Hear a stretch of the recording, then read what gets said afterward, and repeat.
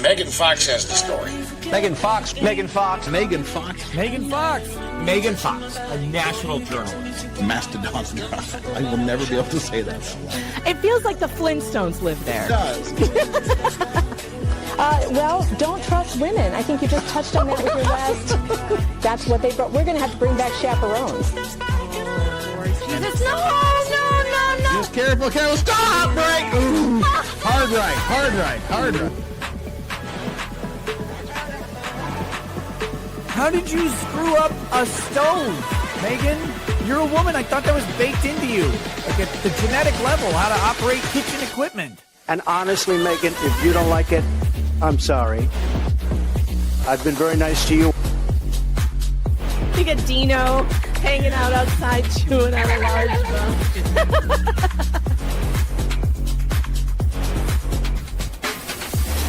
I highly recommend being targeted by the New York Times and Rolling Stone for weight loss. And I'd say, keep it coming. I need to lose 20 more. Please, keep it coming.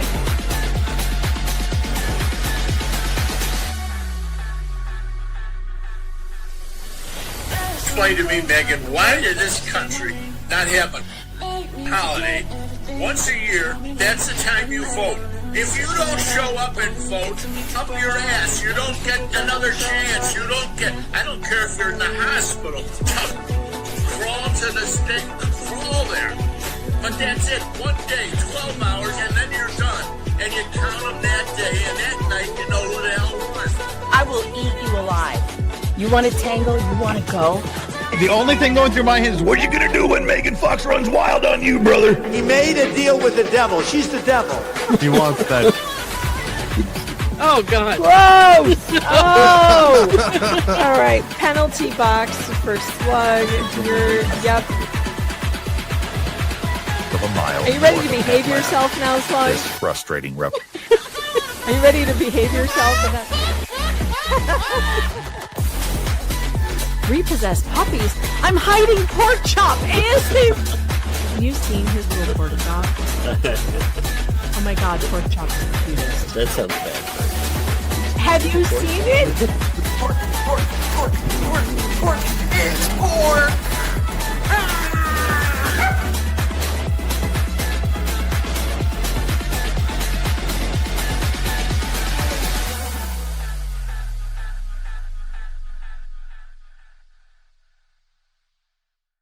Though you may be tempted, do not contact any person or persons mentioned on this stream. Do not even think about contacting anyone who may be the topic of the daily news. If you should do that, the host will question your IQ, possibly call you names, and mock you for disobeying these basic rules of decency. All the best. Well, welcome back. Sorry we're late. I got busy. I was editing the river dancing video and I was having so much fun I didn't want to stop. And so then I was like, oh, what time is it? I haven't put any lip gloss on. All right, let's get the obvious elephant out of the room because it's going to just bother us for the rest of the show if we don't talk about it. But an appeals court in Florida has overturned the Maya Kowalski verdict, 100% overturned the whole thing and sent it back for a second trial. I think if you have your bingo cards out, we can cross off America's freedom double fingers. How could you do this to me? Mm-hmm. Remember, the child kidnappers at J Hatch have gotten off, and I haven't been able to read it thoroughly yet. From what I understand, there is an argument. They're throwing out Sally Smith being an agent of the hospital, which I can't even believe, saying they can't relitigate that, which, what? How are you not an agent of the hospital when you're running around in a lab coat with a J-Hatch tag on and you don't tell people that you work for the state? How is that not acting as an agent? She had access to the files. She was running around like she owned the place. She did rounds. She taught doctors there. Come on. Okay, but does Satan supersede agency to the hospital? Because I feel like that's how they loopholed that. It's possible. It's possible. Do I have that bitch's face in here? I don't think I have a close up. I have her on the Munchie Bunch. She's in here. Where is she? There she is. Upper left corner. Sally Smith. Ugh, where's my button? and the 7th floor coven. These bitches. So one of the judges, however, did in his agreement spell out that he believed J. Hatch acted very badly. Duh. And that he believes the intentional emotion of infliction can be relitigated and won. And he lined up the reasons why.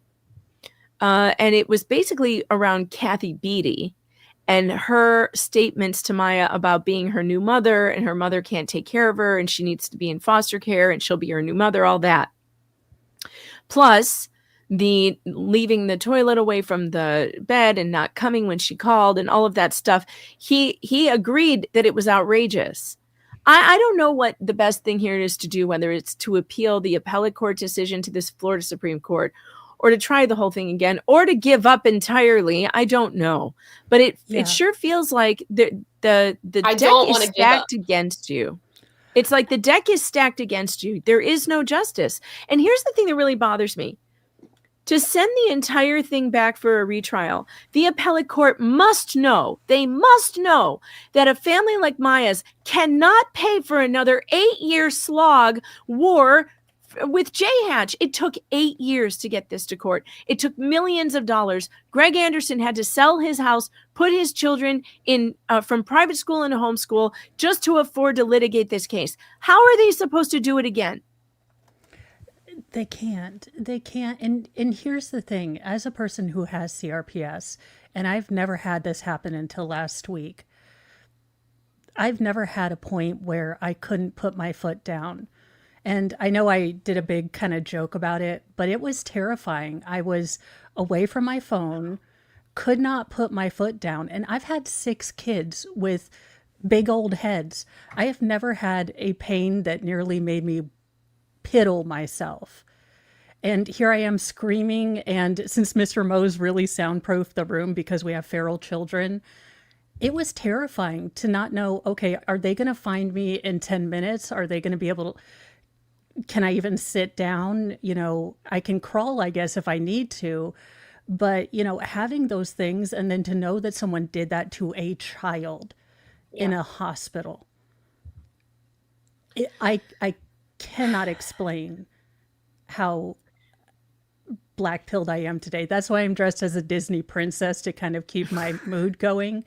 Maybe to start a, army full of small woodland creatures to take me to Florida and rescue the ostriches, because I can't. I couldn't even do a video about it yesterday. I just had to sit and marinate. It's not just for the Kowalski family, although it's horrible for them. It's like this hurts all the families we're supporting. Everyone. This hurts everybody, because if a Netflix documentary and a great trial that won can't do it, it's kind of terrifying and really depressing. And it's such a bait and switch, because here we thought that the little guy won. We thought that we finally got, and how dare you besmirch the name of Thug Judge and Tuft of Justice? I will not have it. I will not have it in this timeline. I will not have it. I feel bad for Judge Carroll. I feel bad for the family. I feel bad. I thought Judge Carroll was very careful. He was very methodical. It took 8 years to get this to trial. 8 years. And I think it was pretty clear that he was trying very hard not to have appealable issues.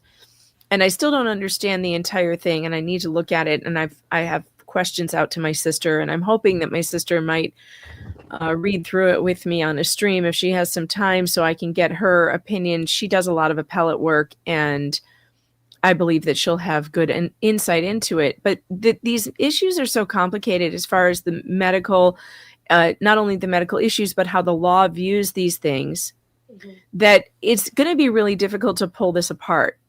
So I'm trying. We need someone with money, somebody with deep pockets, multiple. I've been tagging Elon Musk on Twitter, saying, because he was asking, oh my God, Flux is so angry she's coming unbraided.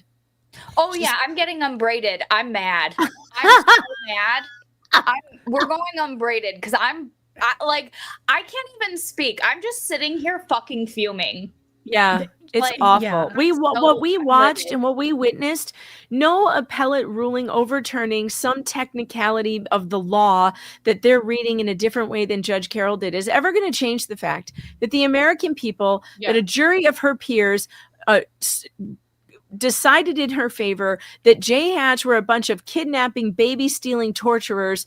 And that's not going to, we all know what they did. We got to see the evidence. And just because that evidence will not be allowed in front of a new jury, if it ever goes back to trial, doesn't mean it didn't happen. And it doesn't mean that they didn't do it. They did. And they should not be allowed. They should not be allowed to run around and act like they are innocent in all of this. You were saying, Mo, that Ethan Shapiro is already speaking out about this. What did that little rat bastard say? So let me get the article. And did it sound like this?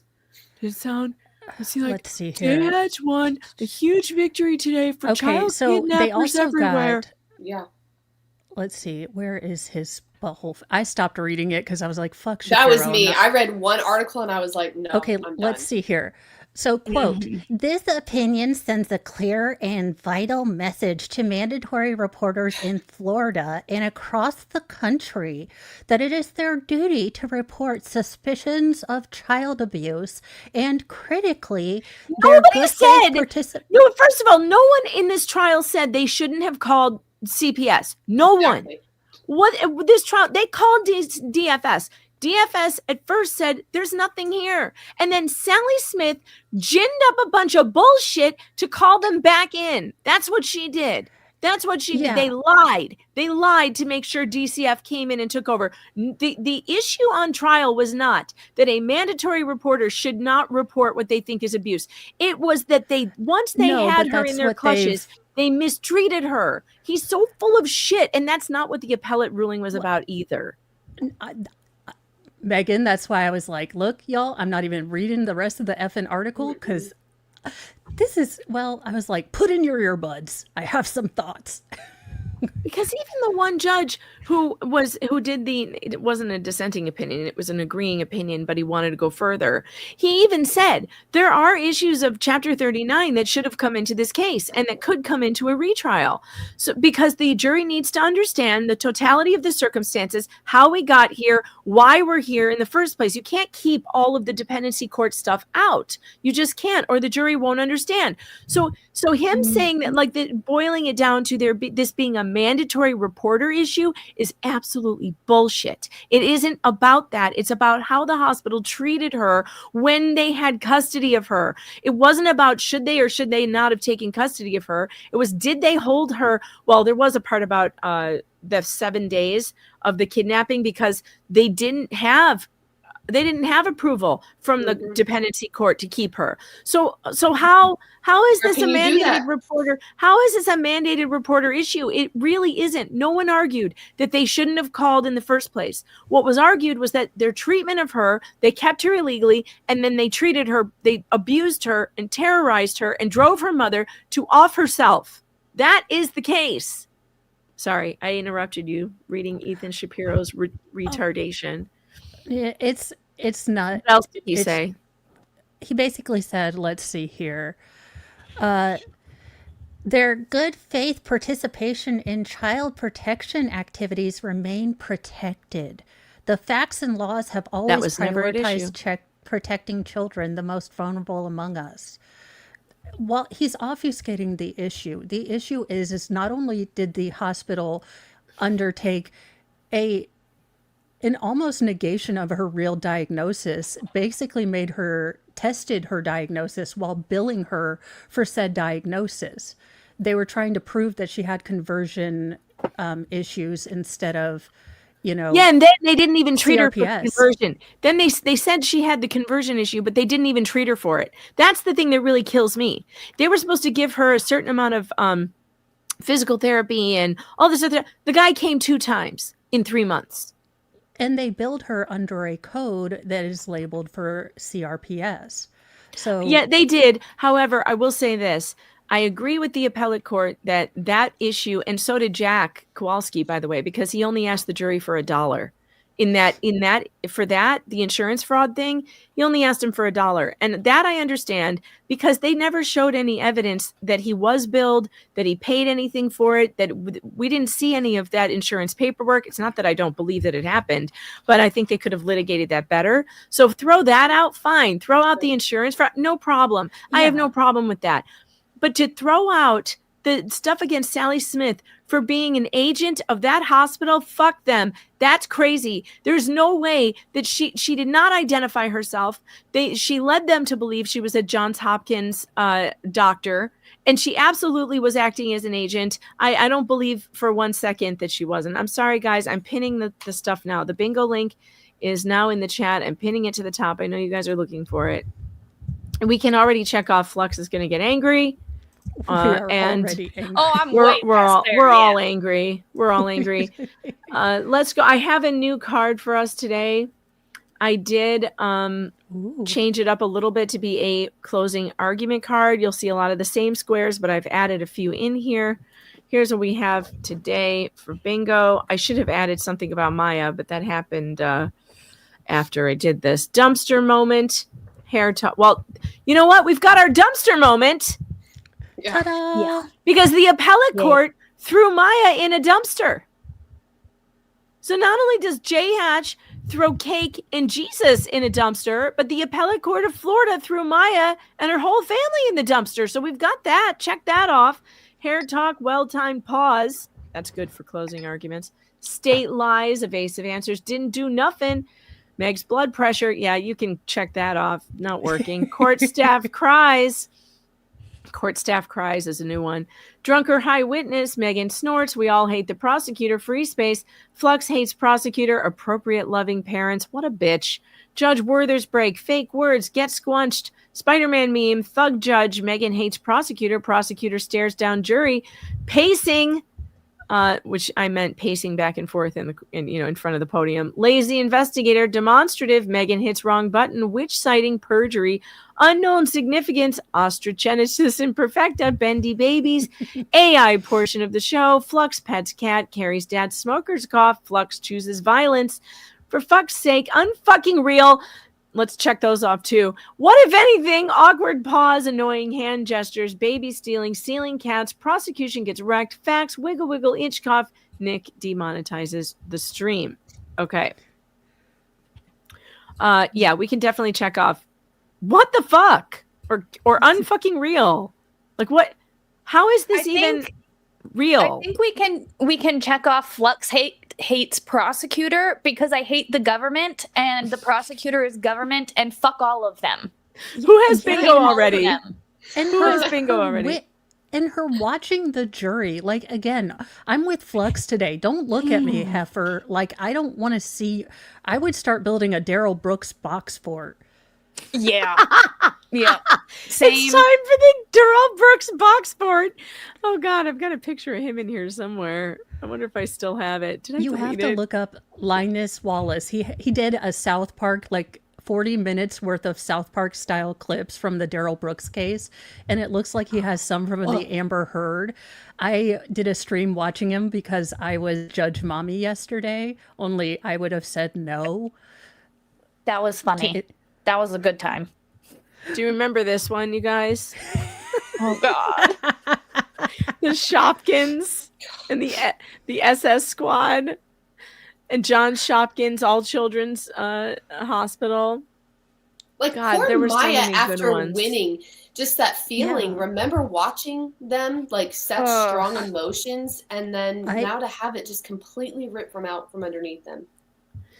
Your Honor, permission to bring in the duck. Every time one of those nurses got on the stand, it was let's she's a witch.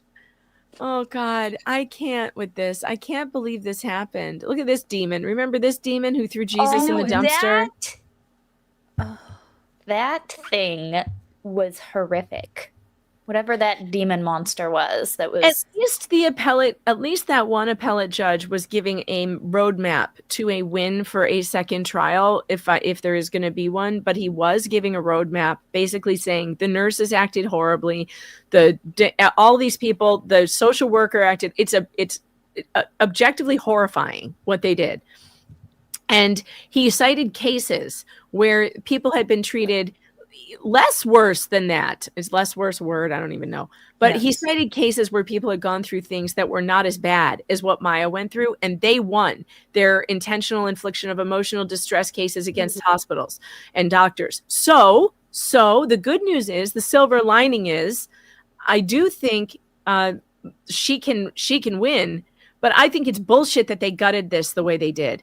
I don't know why they did that. First of all, it makes the jury think about the jury.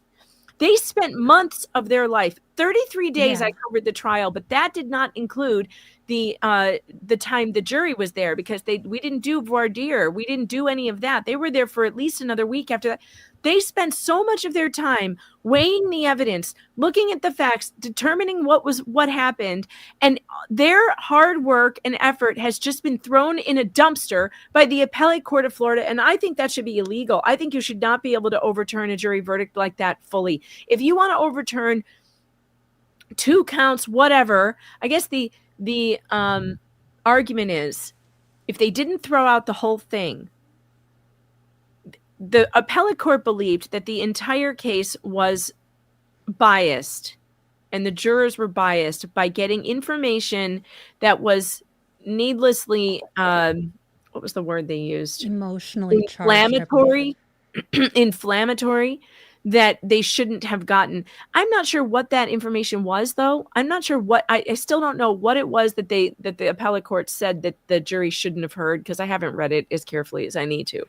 But I don't understand it. It's like, it happened to her. Why can't the jury hear it? I don't understand this at all. And that's one thing I hate about the law and these motions in limine and everything, keeping evidence out. I say, bring it all in. And I don't care if it's prejudicial. If it's prejudicial against you because you did the thing, it's the whole point of court. It's the whole point. Yeah. Lay out all the evidence. And if you let's say, for instance, I can understand certain things, like certain things can't come into a trial, like something you did previously that has nothing to do with this. Yeah. Let's say that J. Hatch killed some kids in the heart unit, right? That wasn't going to come out, except they lied about they opened the door. They kicked that door in. Yep. Boy, and this is the other thing. That won't come in either, because they won't be stupid enough to open that door as they did before. So now having them get J. Hatch being cited for all these terrible things and not storing tanks properly and having surgeons not washing their hands and killing kids in the heart unit, none of that will come into a second trial, because they won't make that same mistake again. That Dracula will remain buried. If you remember Hunter saying that we thought that Dracula was buried long ago. Now it will be, because they fucked up, and they shouldn't. Maya Kowalski shouldn't have to pay because they fucked up, and they're so livid about it that they had to bring that in, and the jury was allegedly tainted because they had to hear that. It was their goddamn fault. They're the ones who opened the door, and they did. We all watched it happen. I can understand things like that not coming in when it doesn't relate to the case at hand, unless you're stupid enough to open the door. But my God, I don't understand how you can keep out things that happen to her. Right. To her. Yeah, I think it's, honestly, I think probably the Kowalskis are taking some time to really process and think this through and get advice.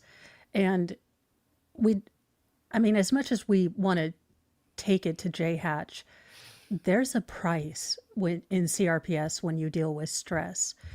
When you can't have advocacy for your medical help, and maybe Maya's not ready to go back. So we have to be okay if she doesn't want to as well, because this has taken up, percentages of her life. You think about, she's only 20,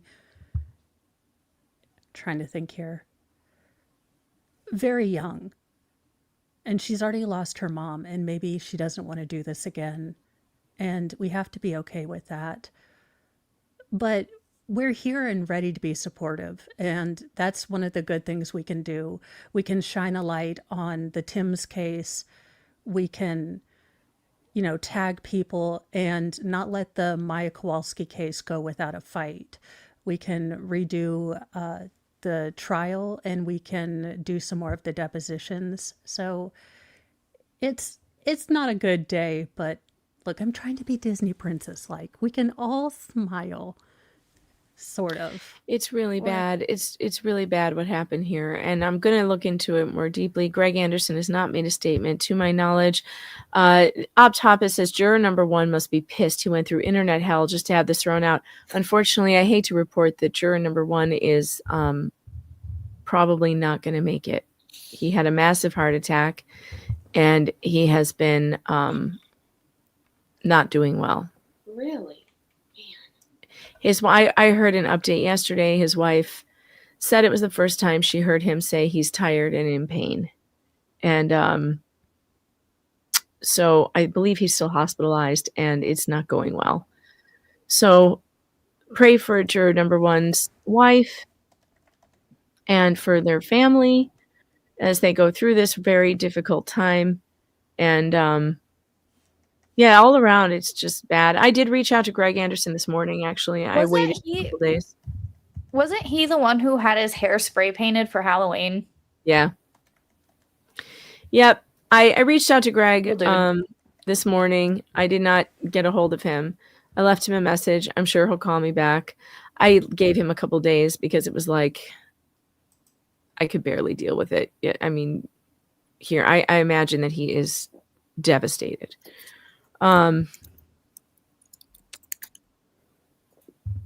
So anyway, we are setting ourselves up for failure because now we're going to have to listen to Miss Fox.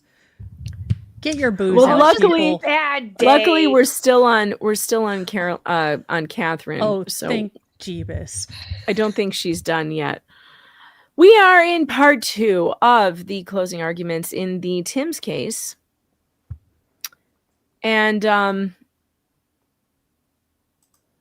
okay, I'm sorry. I'm getting distracted by something going on in chat. What is going on in chat? What's happening? What?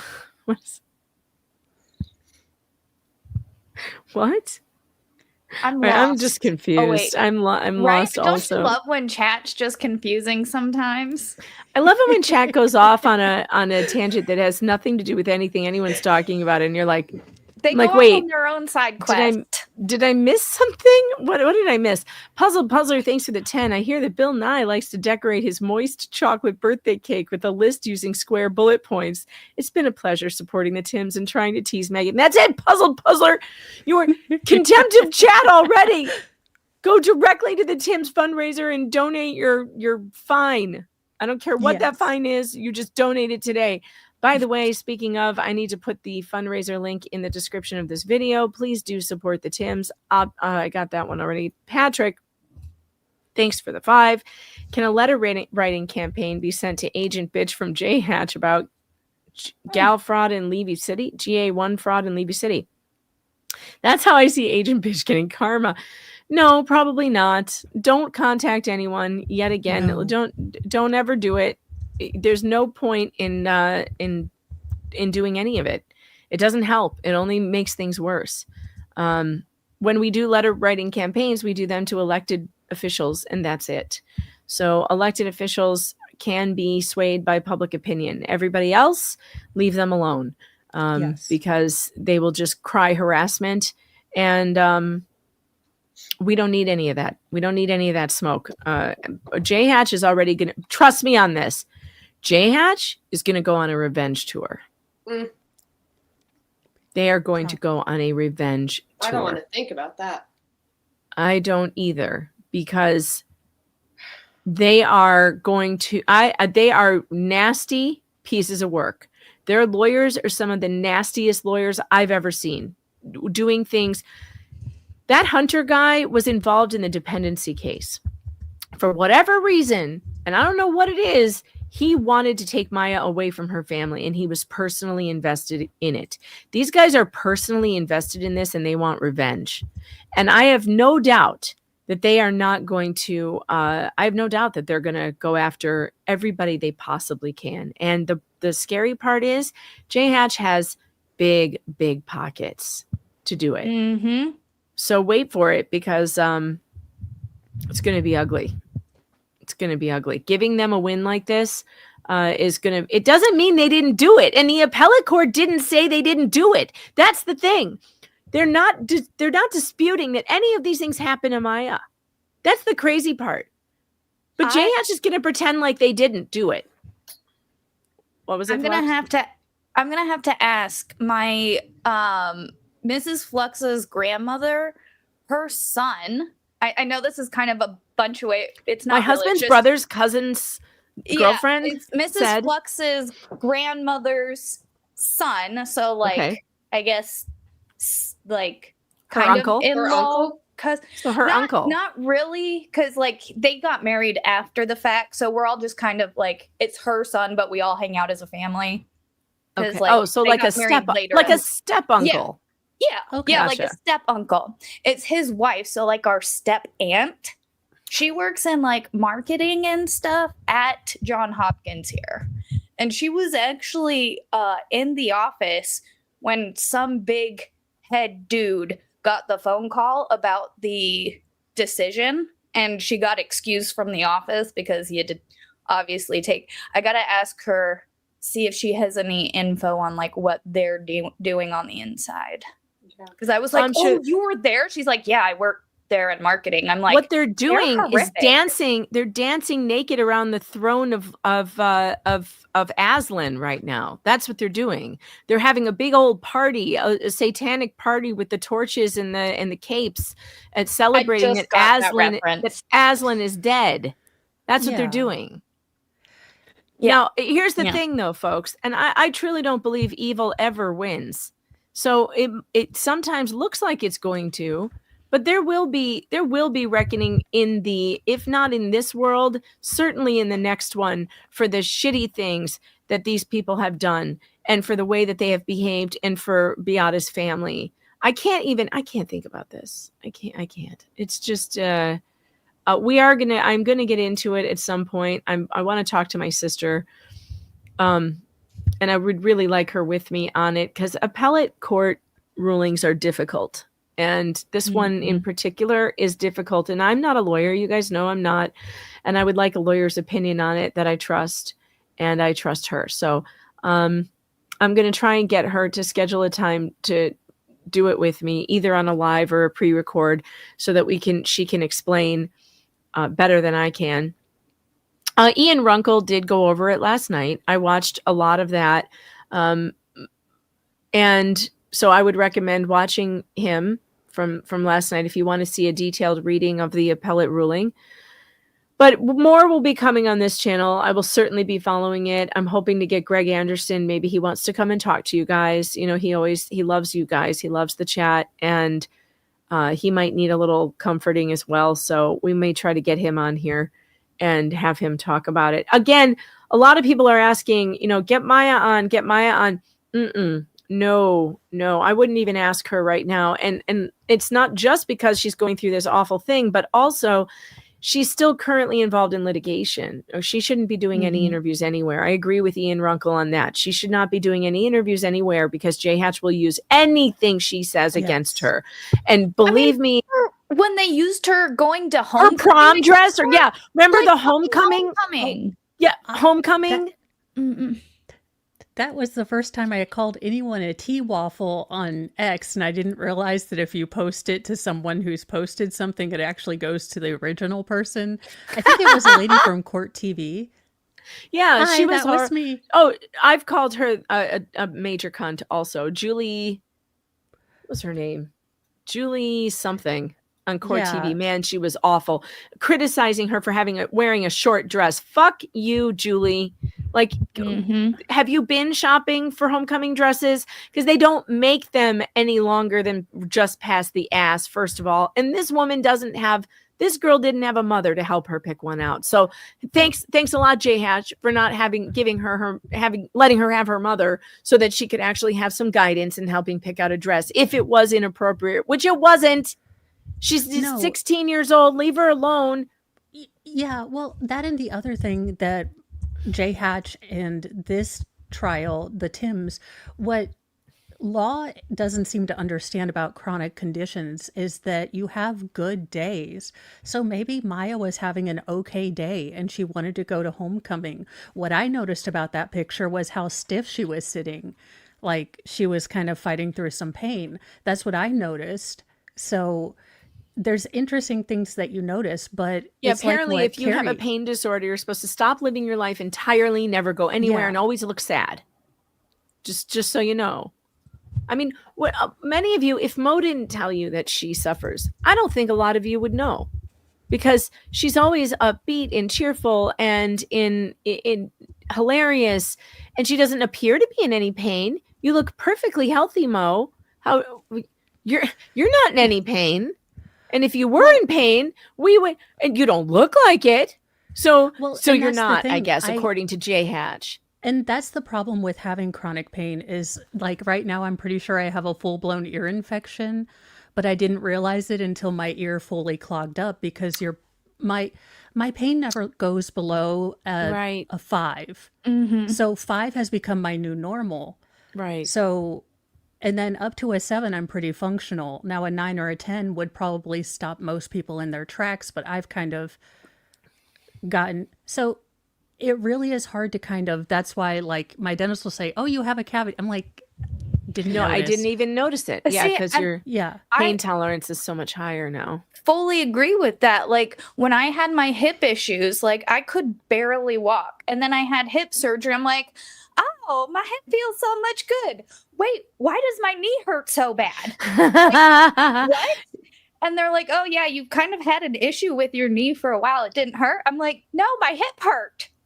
And it's just like certain pain trumps other pain. And sometimes it's just, you get used to it. So it's like, yeah, it's been there the whole time, but something else has been greater than that. Yeah. And the way I deal with Yes, it chat. is- You may check off the C word. I've said it. It's come out of Yeah. my mouth within 36 minutes of this stream. It's going to be demonetized. Consider sending super chats because that's not going to go over well with the YouTube overlords.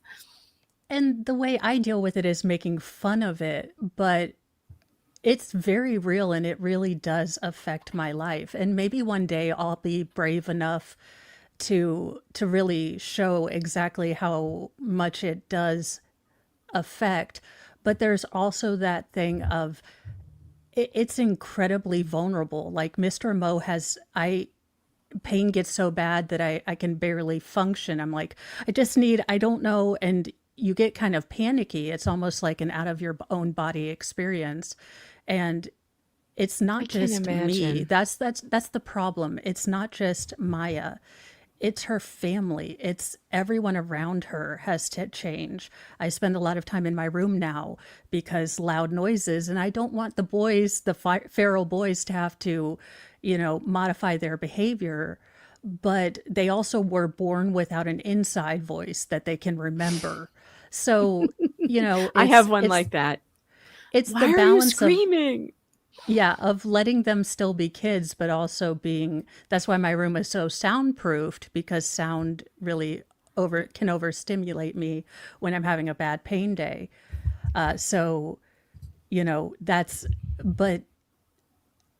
Noise canceling headphones. Well, no, I noise tried canceling those, but headphones they help. make me anxious because I've only ever used one earbud since I've been a stay-at-home mom for all of the kids. So now when I can't hear anything around me, I assume my house is on fire. My nervous system is such that quiet equals terrible. What I have found is that just if you put both earbuds in, it deadens the sound enough so that if you're in the same room and you can see them and you know that the house is not on fire, but their loudness is muted to the point where I can still hear it, but it's at a much lower level. I can't hear words. I can just hear, sound. So I like these ones. They just sit on top, so I can have both of them in and fully hear words and conversations and. That's because I can wear both, and otherwise I can't wear both because then the paranoia. I'm like, somebody's breaking into my house and gonna kill me right now if I put both of them in. I've solved my headphones. I've solved my headphones issue by buying 3 sets of, and these little ones are sleep ones, but I think they work too well. They're really tiny.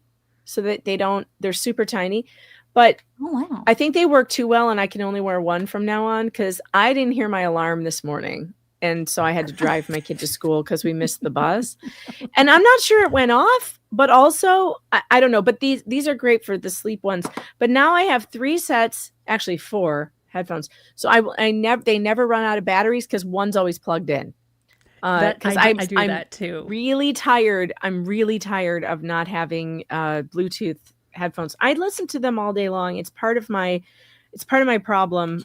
I can't concentrate unless something is going on in my ears. Yes, Whether it's music I get that. or talking. It's usually talking. I want to hear like a show or something while I am doing my chores or doing whatever I'm doing. And otherwise I can't concentrate. So yeah. I finally fixed that issue. I fixed the issue. I may add these to my Amazon list for you guys so you know which ones they are. They were really cheap and they're so far pretty good. And they really block out noise, which is a problem at night. So I'm going to have to take one out for sure. All right, here we go, folks. We are going to continue with closing arguments from yesterday. We left off with Catherine Bernard. Oh, before we do that, I want to get to the super tips that came in. I think we definitely hit the 15 minutes of obligatory stuff. Yeah, it's 40 minutes today. Sorry, folks, but it is what it is. Rizilla's round. Thanks for the 5. After the trick or treaters leave, buy 6 dozen eggs, a case of TP, and a few cans of shaving cream. If asked, tell them you're mad at your neighbor because he won't give you any candy. Rizilla, thanks for the 5. Advice for the bride? Don't throw the bouquet near any redhead. I'm too pretty to get married.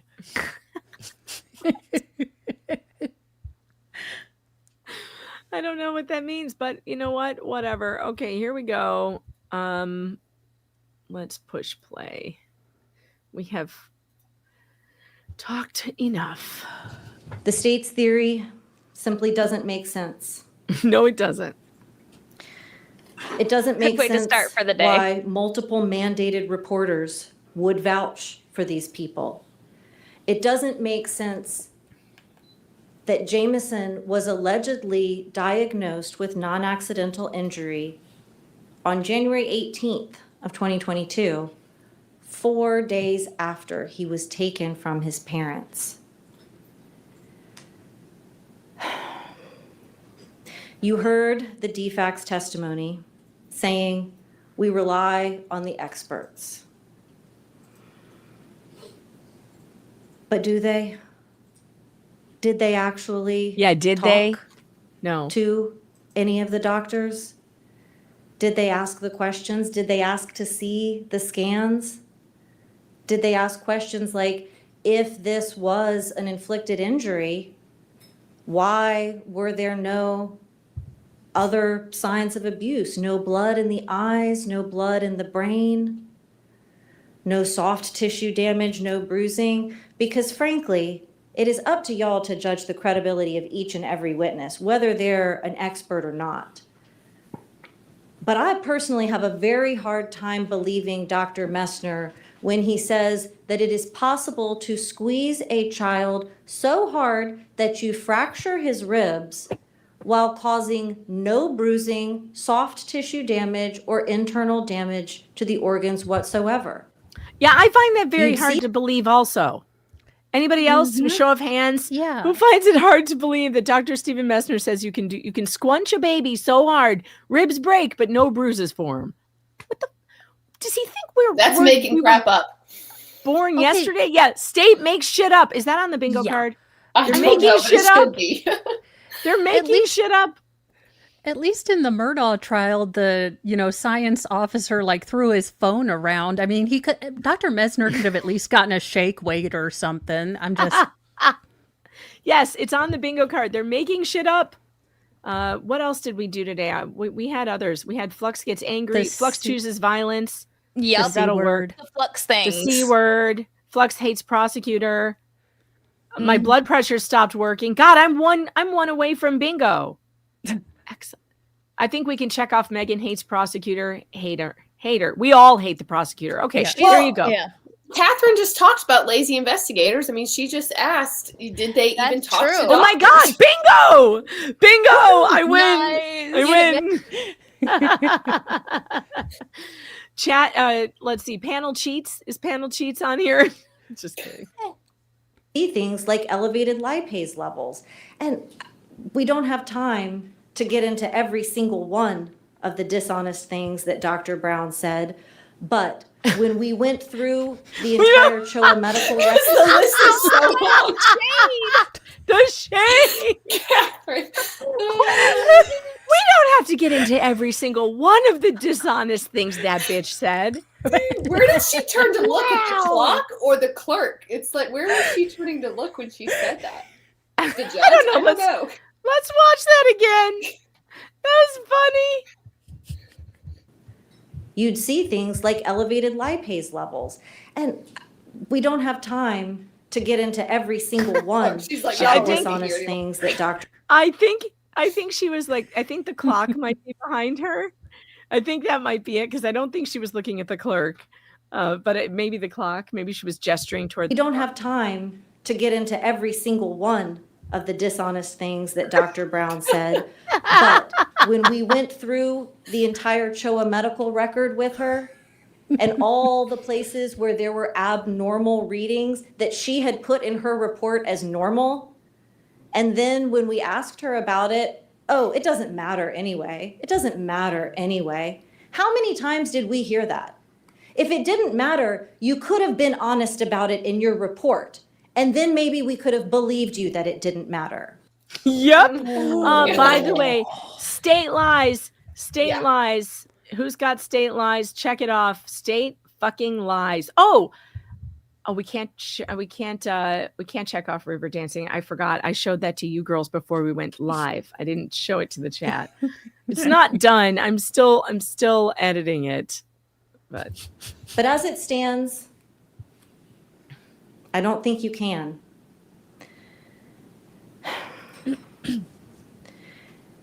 Ooh, well-timed pause. Check off well-timed pause. She just got so pissed off. She's all deep sigh. Well-timed pause. I think that's in there. It's not on my card, but I know it's in there. Well-timed pause. Oh, I got it. Perfect. Woohoo. All right. The ribs would have been displaced if this was inflicted trauma. There would have been evidence of soft tissue damage. There would have been evidence of bruising. None of that was there. What makes sense is what Dr. Hutchison told you, what Dr. Hutchison explained, that these cannot be excluded as birth-related injuries, and what Dr. told you about the bubbly appearance of the healing callus not being normal, not having enough mineralization from the premature body to be able to heal completely normally. So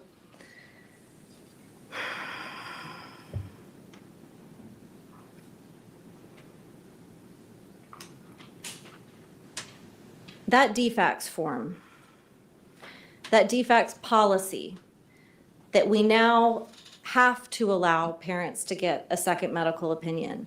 It's precisely because of the way DFACS was treating people like Carrie and Brady Timms, who just wanted to figure out what was going on with their baby, and who were accused of being underhanded and non-transparent from the same people who put in the medical record no pre-notification of the parents and then took the child away. Those people are accusing our clients of being underhanded and non-transparent. What a joke. The fact I love that her. this medical attestation form, this most... I know. She's Catherine so is great. good. I know she's great. Maybe she could consult with Maya's family. I don't know if she can practice in Florida, but they're going to need new lawyers. I'm so upset about it. My sister just texted me back. She didn't know. She's like, "What? Are you kidding? What do you mean?" And she goes, "What, part of it? You mean part of it?" I'm like, "No, the whole thing." The whole fucking thing. She goes, "Overturned." She goes, "Overturned? How much of it?" "No, the whole thing." Well, The whole it thing, also, everything. wouldn't it It 8 goes to years the basis of down our the toilet. jurisprudence system in that the jury is the decider of, the weigher Yeah. of evidence. And so you're Yep. telling me that we're taking away the intrinsic job of the jury because the hospital says, well, they were too emotional. Again, it's going back to that they were emotionally manipulated kind of thing. The dumb people, the bus stop people The bus stop people. didn't The understand. 12 slobs at the bus stop. Yep.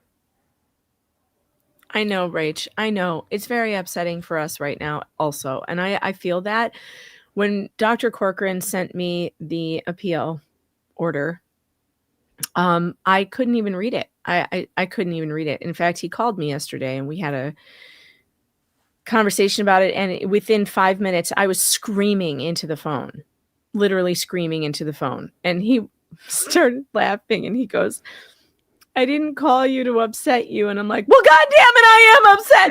And I'm going to be upset. And there's no way that this is okay. And I'm like, I need my blood pressure medication. It was awful. It's awful. Everyone, what Joe Corcoran went through too, his career has been destroyed for testifying in this case. And now it was for nothing. It was for nothing. I'm sorry. I can't talk about it anymore. We're going to keep going. I'm sorry, Chad. Basic thing that any doctor should be comfortable saying, yes, I reviewed this child's record. Yes, I am making a diagnosis of non-accidental injury, basically a civil death penalty for the family because a diagnosis of non-accidental injury is going to get the kid taken away. But you're worried about your own legal liability. Well, say civil I death submit that penalty maybe they several should be. more times. Maybe they should be worried about making sure that they have all of the facts and that they are getting everything right before they make a determination like that so irreversibly changes the trajectory of a family's life. They should have to get that right. Yeah. Yep. Yeah. I like the deep sighing. The deep sighing is working for me. Yeah. Yeah, because I'm here like I do that thing where like I subconsciously like empathize and like mirror people's body language a lot. And I'm sighing a lot and I'm just like, it's making me more angry. And the fact that like it feels like she's trying to control something that's bubbling up, so she's taking a moment to be like, go back down. Well, it gives the jury time to process what she just said. Because she's saying such monumental things like, oh yeah, the defects policy. Like, that was 3 weeks ago. I forgot about that. So she's like giving them time to process these little tiny moments that are really actually huge. And just so everyone knows, as much as Catherine is so amazing, Carrie and Brady only owe $3,900 left to pay Catherine back. That's it. Yes. $3,900 and Catherine will be paid $3,900. Oh my gosh, not bad at all. Do that. And Catherine was worth every penny. We can get her paid, you guys. We can do this. We can get her paid. This woman $3,500. We can do that in a Friday night with Nick. Let's get back on Nick's show. Nick. Yeah. Where is I mean, Nick? she's just the like for me personally, It's being a entertaining, third party, completely removed from this situation. I am enjoying like this is the Perry Mason shit that made me want to like go into law as a child. My 11-year-old son enjoyed this so much that when it's over, he loves talking to Catherine. He's like, hey, do you have any upcoming trials we can go to? Because I really enjoyed that. Like, he loved every second of it because she was very entertaining. And that, like, she's just a good lawyer to watch because she doesn't just, she's like, she does the whole thing, the physical, the mental, like, she's just the whole Perry Mason. She's I do like her. I do like her a lot. Let's pay her. Let's pay her off. Let's get her paid. Let's get her paid. $3,500. That's great. That's great news. They're almost. This is fantastic. Is it 35 or 39? Or 39? 39. Yeah, and 39. All right. I'm not positive, but I almost think Catherine may have given Brady and Carrie some kind of nice discount deal. I think. Yeah. It was still a lot. It's still a lot. but she's worth it. When you keep your Yeah, client she's out of worth it. prison, they're worth it. Like, it's priceless. Yep. Agreed. Agreed.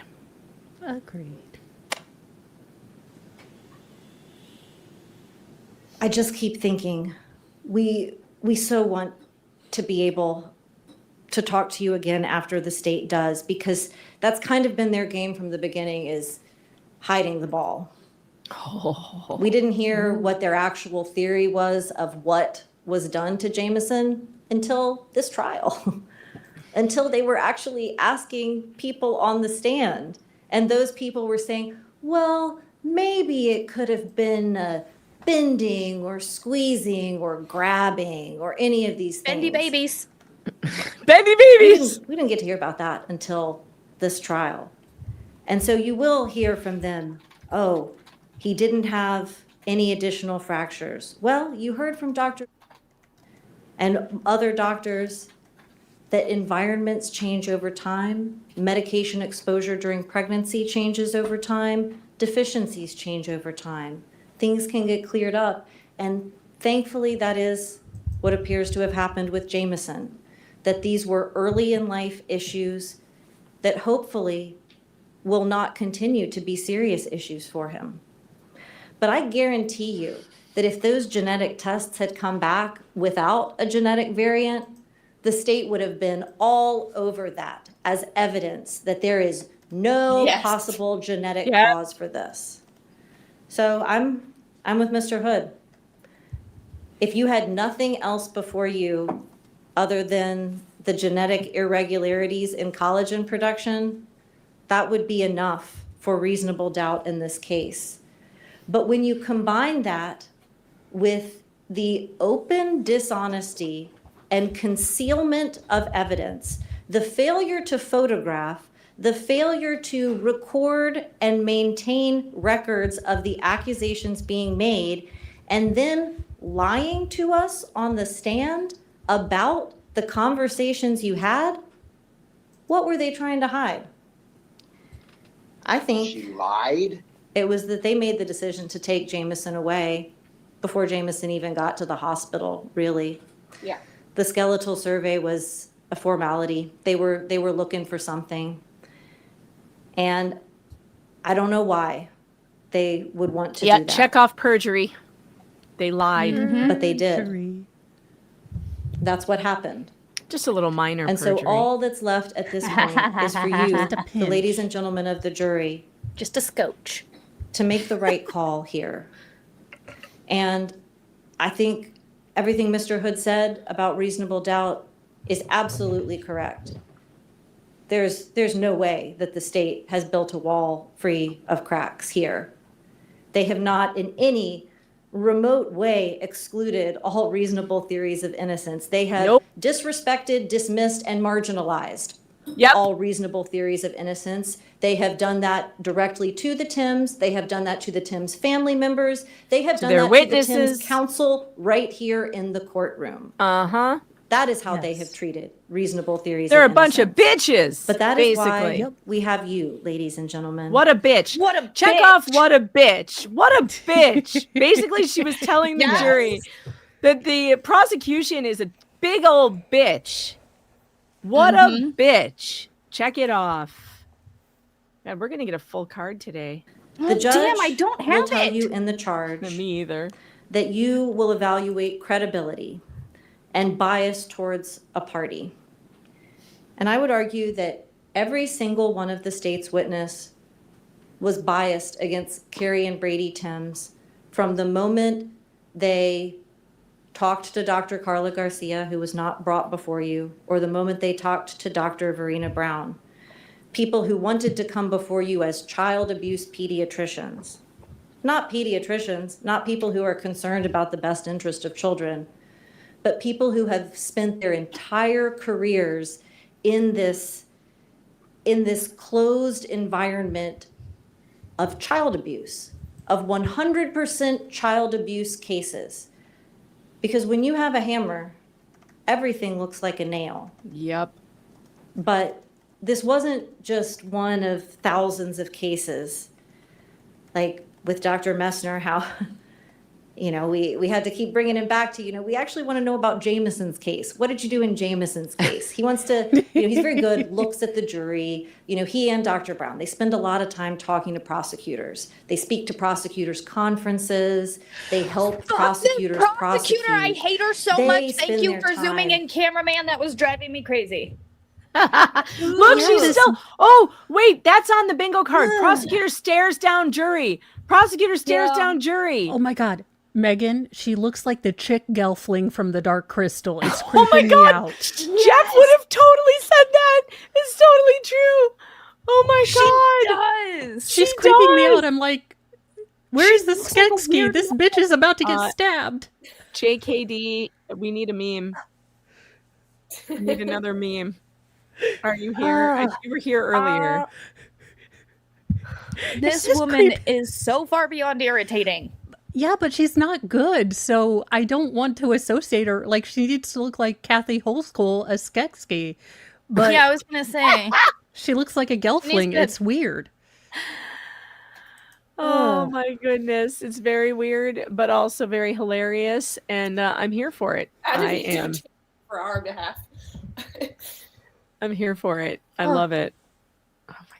Dr. Brown, they spend a lot of time talking to prosecutors. They speak to prosecutors' conferences. They help prosecutors prosecute. Wait. Who? Wait, let me back up a little bit. Jameson's case. What did you do in Jameson's case? He wants to, he's very good, looks at the jury. He and Dr. Brown, they spend a lot of time talking to prosecutors. They speak to prosecutors' conferences. They help prosecutors prosecute. They spend their time learning how to talk to the jury, how to make things sound good. Yep. Our witnesses were more nervous and concerned and not as practiced in telling those stories to juries. But the truth, I think, shone through. Yeah, it did. And so I think not just the state hasn't proved their case against Brady and Carrie Timms, because they haven't, but I think the state's actions have proved a case against DFACS. Yes. And against CHOA. Oh, yes. And against Dr. Brown and Dr. Messner and every single other person who had their name associated with this travesty of justice. Oh, hold on. I need to hear that again. Yes. I need to hear. That was epic. This is a mic drop moment right here. Against Brady and Carrie Timms, because they haven't. But I think the state's actions have proved a case against DFACS and against CHOA. And against Dr. Brown and Dr. Messner and every single other person who had their name associated with this travesty of justice. Yes. They will never get the past 3 years back. Nope. With their child. But what they can do is move forward with cleared names and a readiness to focus on their family and their son. Yes. And you can do that. You notice. Mic drop. Check it off the bingo card. She's that so was bold. She just awesome. says things that are so bold and beautiful. And she's so and we've seen this a lot. At least I've seen this a lot with female prosecutors. Sometimes they get like female prosecutors, they don't always have the best projection. They kind of get that shaky voice. Yeah. Or like, it's just she's got such good control over her vocals and she's speaking so clearly, and it's just I barely have control over my emotions. And we're not even in trouble. We're just sitting here watching it. Like actually having to present this and make that argument and not get in your feels about it. Yeah. Like just and to get in your feels enough to project that, to connect with the jury, but not to where it interferes with, because she also doesn't get shrill. And I have noticed that some female prosecutors or attorneys will get very shrill when they're passionate about something. So I it get was like shrill. It was like Miss Little from the Karen Breed case. The first trial, I could not stand her because her voice had that quiver to it. Yeah. But if you notice, And it never got stronger either. And I was like, everyone's saying like, ma'am, you sound like a teenager. Please fix your voice. It's not hard. Learn how to project. Stop with the. And I'm wondering if that comes with like experience and confidence, where you see older female lawyers that do have more of that control and the younger females that, you know, that might not have as much experience. And I thought that was that's how I kind of viewed Miss Little. I thought she did a great job. It's just she did not have. But she didn't sound confident. She didn't sound confident. Yeah. And I will say this. It is worthwhile if you are a woman and you have a job where you are an attorney or you have to speak in front of people. It is worthwhile to go to vocal training. Mm-hmm. You can go to vocal training and get that worked out. And that's because I think a lot of women are trained and raised to use baby voice to get what they want, or they never get out of it. They never get out of that the high-pitched baby voice. But listen, you need to lower your register, use your diaphragm, and project with confidence, or you won't be taken seriously in any job. Actually, the truth is, when women speak like that with high baby voice, shaky voice, they're just not taken seriously. And you can fix that. You can go to a vocal coach and literally get it fixed. So when we work on first it. learned of Catherine, Ryan Ralston is a friend of hers, and he was like, Catherine knows how to charm a jury. She knows how to connect with them. And I'm like, okay. But when you see it, it's just like she's beautiful. Good. It's so beautiful to see, especially when it's so important. Yeah. Especially when it's something like this. Mm-hmm. But God, what I hate about all of this is that what she just said, that I think we've proven a case against the hospital and these doctors and these nurses. Yes. Well, unfortunately, everyone is going to be so demoralized after the Maya Kowalski loss in the appeals court. Who the hell is going to try? Who wants to go through 8 years of an absolute hell on earth slog? Put your family through that, bankrupt yourself for nothing. Yeah, there's a case. Will the case be fairly tried? Will you be able to actually get it in front of a jury? And if you even do get it in front of a jury, then is some appellate panel somewhere going to say that the hospital gets to overturn your jury verdict? I mean, I'm really angry, very angry. Is how everybody stands up when y'all enter or leave the courtroom. And, we've got a big jury box. And so we all try to make sure we stay standing until everybody, including on the end, gets a chance to sit down. That's because y'all are the most important people in this courthouse. You are definitely more important than the lawyers, even more important than the judge. Because people who deal with these cases all the time, it's easy to say, well, sure, this report sure makes it sound like he's got horrible injuries. Why would I need to check into that? I'll just trust what these other people said. But that's the telephone game that brought us here, and that's what y'all have the chance to put a stop to. And so that is what I am asking you to do. I am asking you to listen to what the state says and see if they even have remotely a reason for not bringing Dr. Carla Garcia, Dr. Xenia Fleming, Heather Gates, Anna Ray, Rachel Johnston, Lori Stanfield, Dylan Scher, any of the nurses or other medical professionals who interacted with Jameson directly. I don't think they're going to have one. Ask them, think about if they have a reason for why their witnesses lied to you about who they talked to, what they talked about, whether they could remember it. Ask them why they are willing to call the work of an internationally respected geneticist who maintains the database of genetic variants, why they are willing to call his testimony a nothing burger. The man is recovering from a stroke and still made time to come before you and put his professional reputation on the line. Prosecution gets wrecked. Somebody check that off. Prosecution gets wrecked. Yep. I don't think they're going to have any answers. And so here is what my ask is to you on behalf of my client, Carrie Timms. Please listen to the state, go back to the jury, listen to the charge of the judge, go back to the jury room, elect your foreperson, talk about the case, and return your verdict of not guilty as quickly as possible. Because that will be the message that you send, that it's not okay to lie and intimidate and torment a family just because you're trying to cover up for a doctor's bad decision. That's not okay. And So then, good. once this is all over, we can explore what we learned about Dr. Brown and Dr. Messner, because you have to be a board certified licensed physician in the state of Georgia to make any diagnosis. So who made that diagnosis on January 14th?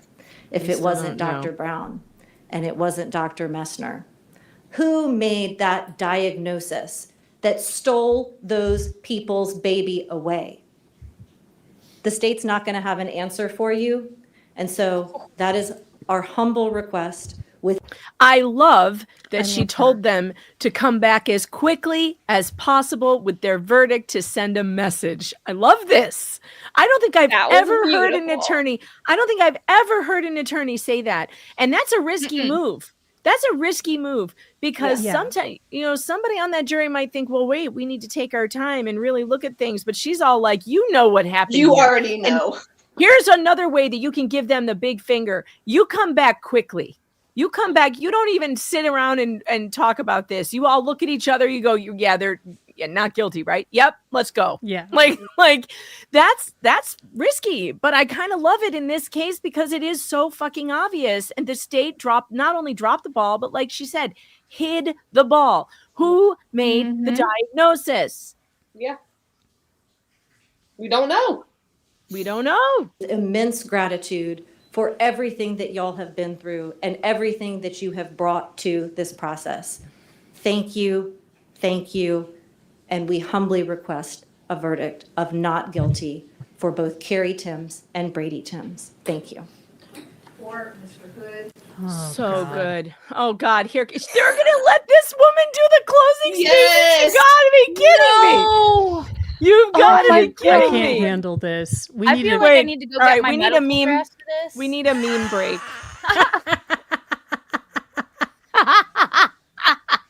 JKD, thank you very much. Beautiful. Oh, that is perfect. Oh yeah, check off Baby Stealer. Baby Stealer can be checked off of the bingo card. Good Lord. Oh, Mo, you got your Boombas? Yeah. Yeah. Awesome. Do you like them? Well, Mr. Mo does approve. He approves? Yeah, because I am trying this whole girl thing. With Rosalind's help, I'll be up to like 84% girl. So I tried a strapless bra, and then Megan showed me they take your deflated boobs and they just kind of help. So yeah. It works really good, right? I'm telling you. It does. I do kind of feel like one of those masked maidens from a ship. I feel like it's great. They make them stand right up. It's fantastic. Yeah, I'm like, wow, I can go sailing. Right? I'm like, someone Titanic me. Take me away. JKD, never mind. Don't worry about it. This is girl stuff we're talking about right now. You don't need to know what the Boombas are. You just need to know that they look good. Okay. They are not, in fact, a Roomba with boobs on top, although I will be paper macheing my own to sell for Black Friday. Wonderful. That's great. You should put that on the craft channel. I was going to say, if you knit, there was a lady at my old work. She knitted a giant pair, and I bought some from her and gave them to Mrs. Flex for Christmas as like a joke really gift. Funny. So now they have a pillow that has different. Yeah. Yep. Oh my goodness. Yeah, Boomba and shoulders. It is scandalous in here today. John it's Lithgow, amazing. watch out. I might dance later.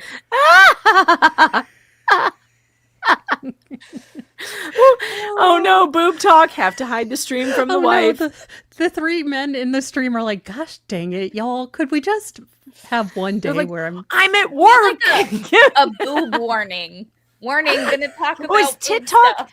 Is tit talk on the bingo card still? I don't know if it is. If I don't it is, have it check on it mine. off. All right, I don't have it on mine The only thing I either. didn't want to like about Catherine, I'll go ahead and cheat. I wanted to do one of the blowouts to her hair. But on the positive side, it also reminded me of Lady and the Tramp. So I kind of wanted to imagine her, eating spaghetti too.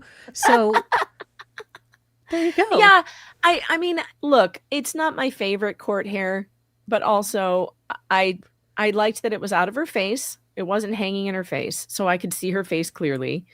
And I understand that it's probably a style she's been wearing for a really long time, and so that's how she's comfortable. I would have liked to have seen a braid, maybe a braided updo, just a cleaner look. But I mean, does that really matter? No, she killed it. She absolutely killed it. And there was no time at all where I was like, would you get her a brush? Right. Just do own a brush. Like she clearly owns a brush. So at least she kept it in good look. It looked good. And we didn't have any of those weird back shots from not to be confused with back shots from the camera. So we didn't have to look at the back, and I don't know what the back looked like, which is fine. It didn't matter. So, cause we didn't see when you're, again, it matters much more in a televised case than it does in an untelevised case. So when you're filming a case, hair matters because if it's distracting the viewer, it's probably distracting the jury. But I don't feel distracted by her hair. I kind of feel distracted by Fox's hair.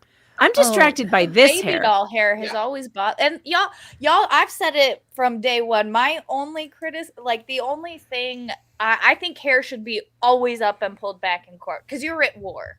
So I think hair should always be pulled back in court just because you got to be ready to fight and you can't be ready to fight with your hair all over the place. Somebody could grab that and yank you down by it. You got to have it tied or could up. get in your eyes and you can't see. Well, Megan, I did ask Catherine 2 Sundays ago if she'd come on your show. She said she would love to.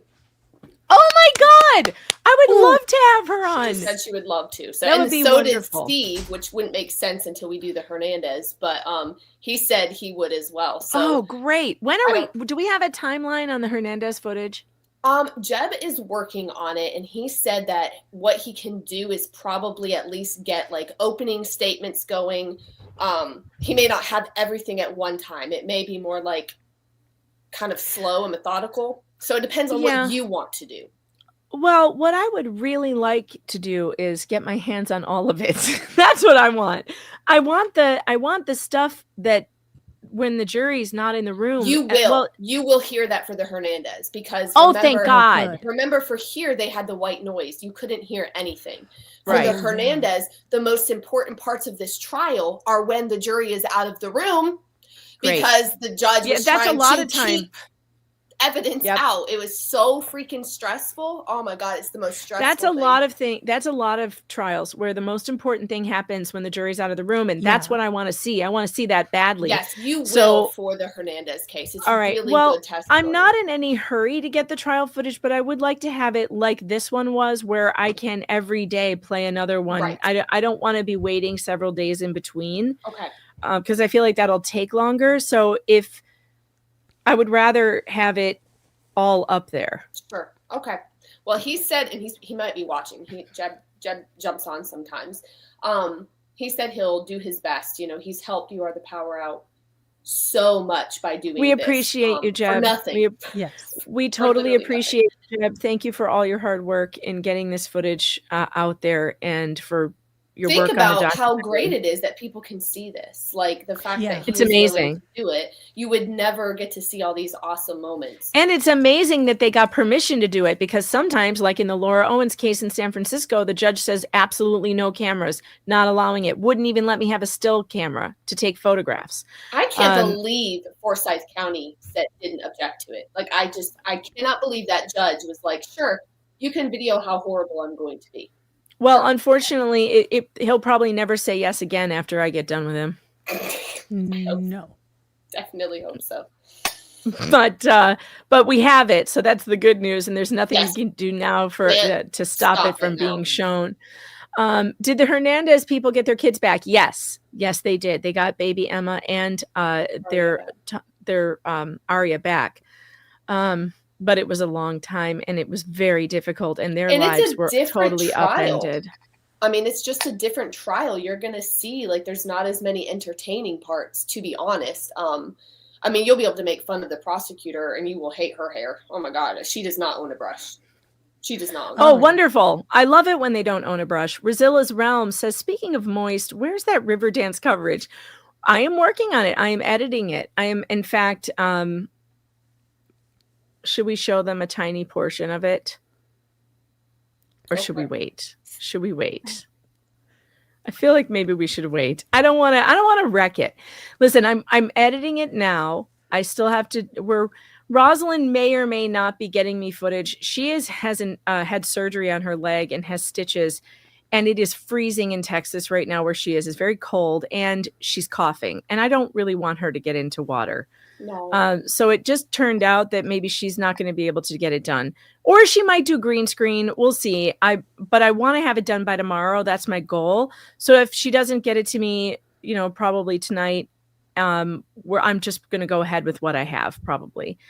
So I'll touch base with her, but and Nick, I don't know if Nick with his injury too, I don't know if he's going to be able to do it, but we definitely have. Everyone you see on panel here has their footage in. And so I've already started editing. Yay. And it is going to be hilarious. It's going to be really funny. So I am hoping for a debut of that tomorrow. Worst case scenario, if something happens and that can't be done tomorrow, we're looking at Tuesday. Okay. Not Tuesday, Wednesday, because I'm going to be out of town for a wedding, and I will be back streaming on Wednesday. But I'm hoping for tomorrow. Let's hope for tomorrow.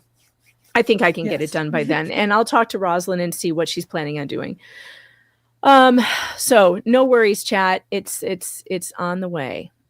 Let her do the green screen if possible, says Rosilla. I will talk to her about it, and we'll figure it out. All right, here comes the prosecutor. Get your day drinking started. Bernard, and ladies and gentlemen of the jury, between November the 21st of 2021 and January the 3rd of 2022, Jameson Timms suffered while he was in the home of his parents. Oh he had 3 of his ribs broken. I That is not minor. PowerPoint. It's not trivial. Oh my God. It's not insignificant. What? Why do you read off of your own PowerPoint? Don't do this. I hate this. Could all have been an email, so and then we bad. wouldn't have been forced to suffer your audio assault on our ear holes. But no, we have to listen to your babbling bullshit, and I have to slowly lose my goddamn mind. I don't like this woman. Today is not a good day. Oh, Rosalind may have another problem. Her dress is green. That was one thing I didn't do in case I needed a green screen. So does that mean she could use a blue screen? But she may not have a blue screen. But blue, we could use blue or green. And I think that's how you do a green outfit on a green screen. You just use a blue one. Oh. I mean, or she could just wear the green dress and then the dress be like the nature. Yeah. But she'll just look like a floating head and arms. Would that be so terrible? No. Just put her on top of an It is ostrich. Halloween. That's true. I'm going to ask her if she has a blue wall. Maybe she has a blue wall or like a blue shower curtain. Oh my God, she could talk to that guy from the Karen Reed trial. He's got blue paint. We need blue paint. Oh, we need blue paint. Let's make it work. Or Judson blue tape. Welcher. What about blue tape? Blue tape. Blue painter's tape. Just tape a wall up with blue. Oh, it'd be perfect.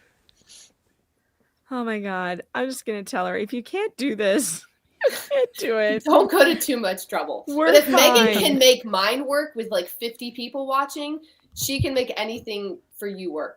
Roslyn. Actually, I love that those people are watching, because one of the lyrics in the song is dance like no one is watching, and having everyone watching is actually perfect, because it's like, well, dance anyway, even if they are watching. They're watching. Do it anyway. And then I've got like people walking behind me too, which is funny. I'm putting that in because they're dying laughing. It's great. It's great. All right, here we go. A PowerPoint. We have to suffer through a goddamn PowerPoint. It's so ridiculous. And this was my criticism when we first started, was that the prosecution kept getting lost off of her own PowerPoint. She would read a bit, try. They don't even know their own points. They're like, crap, how can we make this work? Because there was no evidence. There is no evidence. What can we do to keep our story straight? I mean, It the only looks positive so bad. I'll And then say- Catherine just got up there with her notepad. Yeah. And I'm like, day one of this that set the whole mood. And I feel like this is full circle back to that shit. I mean, Yeah, the I only think it's a positive good idea thing- not to use PowerPoint when PowerPoint's annoying. Okay, but it does kind of look like Jeopardy, so I keep wanting a daily double. Just her voice alone gets on my nerves. I can't stand it. When does the dude turn his back to her? As soon as it started, lights out. Smiley, which is what we nicknamed him, turned, and he was like on the end. And I mean, I made That's awesome. eye contact multiple times, and he is just like Awesome. feeling cats all the way. I'm not looking That at is you. beautiful. I'm not looking at you. So beautiful. This 3 woman. broken ribs. Between November the 18th of 2021 and December the 30th of 2021, Jameson Timms suffered while he was in the care of his parents. He had a compression fracture on T10 of his spine. That is not insignificant. It's debatable. That is not true. It was never proven. It was not. There was one expert said I wouldn't have called it that. Yeah. So it is it is a little insignificant when your experts can't agree what it was. Yeah. One says yes, one says no. So She thinks they all forgot. She's like, I'll just say whatever I feel like. Between January the 10th of 2022 and January the 13th of 2022, Jameson Timms suffered while in the care of his parents. He The received a facial repeating injury thing is not a good thing. and a here. cut on the what? She's now repeated, like, so that first block, she's repeated now 3 times with each separate thing. And I get she's trying to reiterate it, but it's fucking retarded because they did not prove shit. So it just looks fucking stupid. Yeah, I mean, this is a point at which, with my ADHD, when I know they haven't proven anything and they're starting to repeat, I give myself the permission to F on off and not pay attention. I've already stopped paying attention. I don't know. even know what she said. I'm like, do, looks like Jeopardy, do. The good thing is, there's a couple of objections that happen. Which, is kind of rare during closing arguments. Oh, good. I can't wait for that. We can So check that'll off the wake us card. up. under All right. his tongue. The injuries were painful. All the injuries would have been obvious to the caregiver. The mouth injury would have bled a lot, and the mark on his face was noticeable.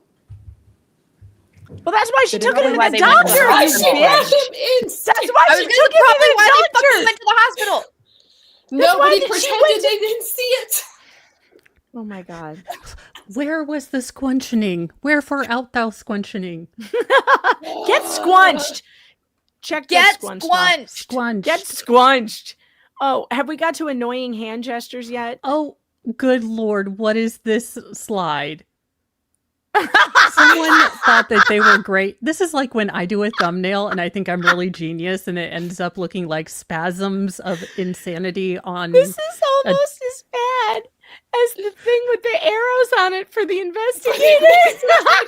Right? I can't see it without the little arrows. What the They hell like is the arrows. To put up any evidence at all. But when the defense puts up evidence, the state has an opportunity in this particular case to examine it. The defense put up several theories. If every defense that was suggested is true, Jameson Timms would have been the most unluckiest baby that's ever been born on the face of this earth. Because he would have vitamin D deficiency, birth-related injuries, temporary brittle bone disease, osteogenesis imperfecta, osteogenesis imperfecta. And by the way, it happens. This happens that babies, some people have a really bad streak of luck with genetics, with circumstance. What does she say? She's probably talking to a bunch of people on the jury who are like, well, yeah, I've got multiple disorders. Vitamin D deficiency and brittle bone disease go together, and osteogenesis imperfecta is brittle bone disease. So she's naming three different things. Three things that are the same. It's the same thing. Ehlers-Danlos Syndrome, metabolic bone disease, genetic issues, Cole-Carpenter syndrome, They never say Cole-Carpenter. collagen issues, and a mineral issue regarding the mom's prescription drug use during pregnancy, all at the same time. No. Those were possibilities.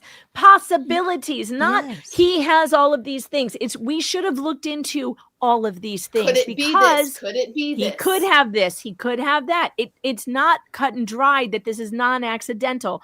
Oh my God, I hate her so much. The state would submit that fortunately for Jameson, none of that is true. Quite frankly, when we were she'd rather him be abused. Expert after Apparently. expert, many of their experts shot down the other experts' theories. But I want to take a minute to address each one because I want to remove the doubt that might have been suggested when they mentioned each one. I want to start with vitamin D. Carrie Timms was pregnant during the summer here in Georgia. Her friend, Kelly Adams, said they spent a lot of time outside together. She was soaking up that beautiful sunshine, getting oh my God. Shut your face. Megan. What in the gold-plated thunder cunt is this woman? I don't know. I really don't know. How was she following Carrie Timms around that summer? Does she know how many hours they spent outside? Does she know how Carrie's body absorbs vitamin D? Does she know what Carrie is like on a molecular level? Shut up with this ridiculous bullshit. Oh, because she went outside, she must not be vitamin D deficient. Do you know how many people are vitamin D deficient even though they are outside in the sun? Yeah.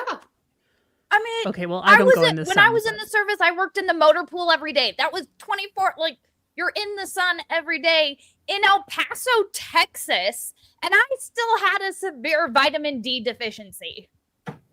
Yeah, it happens. I think I have a child in here. Do you need something? Well, they left. Okay. We also live here in Georgia. The weather in the fall is the best it's going to be because you got the beautiful springtime temperatures and no pollen. Is she kidding? She's a meteorologist. Now the weather has determined that he was abused for sure. Because there's no pollen in the fall. There's no pollen in the air. It's beautiful here, so he must have been abused by his parents. Don't you get what I'm throwing down here? This is my God. In the name of retard argument. That you now see why he turned his chair. I can't believe they all didn't turn their This chair. is a special kind of stupid. Vitamin She's a thinking D enthusiast. was normal. It was tested at CHOA, and it came in at 32.9. Was it normal at Low birth? was anything under 20. Jameson Timms did not have a vitamin D deficiency. Dr. Krishnamurthy, his geneticist, confirmed that he did not have a vitamin D deficiency. Dr. Brown confirmed he did not have a vitamin D deficiency. Who's going to believe Dr. her? Brown Messner didn't confirm she was he did on not the have planet. a vitamin D deficiency. Dr. Dixon confirmed that there's no Isn't Dr. Dixon a radiologist? Yeah. Because she couldn't see vitamin D deficiency on the radiographs. But you have to be so severely depleted before you'll see that. That's ridiculous. And like they've said so many times, you don't know what it was at birth. We only know it was 32, and that's still low. The threshold. Yeah, we don't know what it was at birth. No. We do not know. Or what Carrie's was. Indication of any rickets or other bone abnormalities that are associated with vitamin D deficiencies. Vitamin D deficiency is not a defense in this case. Temporary brittle bone was suggested. Well, you just break a little bit and then you're going to be better and never break again. That is a theory that has been completely debunked by the medical community. That is not true. Their own expert, It's Lisa contested. Hutchinson, told you that the Society of Pediatric say whatever the Radiology fuck she wants. has confirmed that that is not a thing. It has been debunked. She also told you that the Society of European Say nothing burger one more time. Say it. Say nothing burger. I dare you. Pediatric Radiology has also found that temporary brittle bone does not exist. It is not a defense in this case. It is not a doubt. I want to spend a few minutes on the birth-related theory, because the theory, if taken as true, would be that when Jameson was born, he broke his ribs when he was being born. And that's why they're on the x-ray on January It started the crossing off 14th the of 2022 when he's at CHOA. The state had a number of radiologists testify, and each radiologist to a person said that after a break, the calluses will start to form after 7 to 10 days. 7 to 10 days, 7 to 10 days, 7 to 10 days, 7 to 10 days. Jameson was born Say it one more on time. October Stop. the 8th. I know, I of feel like I'm going to go 2021. Medea up in here. Say He it was one more in- again. I can't with this woman. Uh-oh. Erlanger Hospital having his first skeletal survey on November the 18th of 2021. 5.5 weeks later, there are no broken ribs on that scan. It has been reviewed by Dr. Appleton, who testified here. It was reviewed on a reread by Texas Children's Hospital. There were no broken ribs. It was a normal exam, a normal radiograph.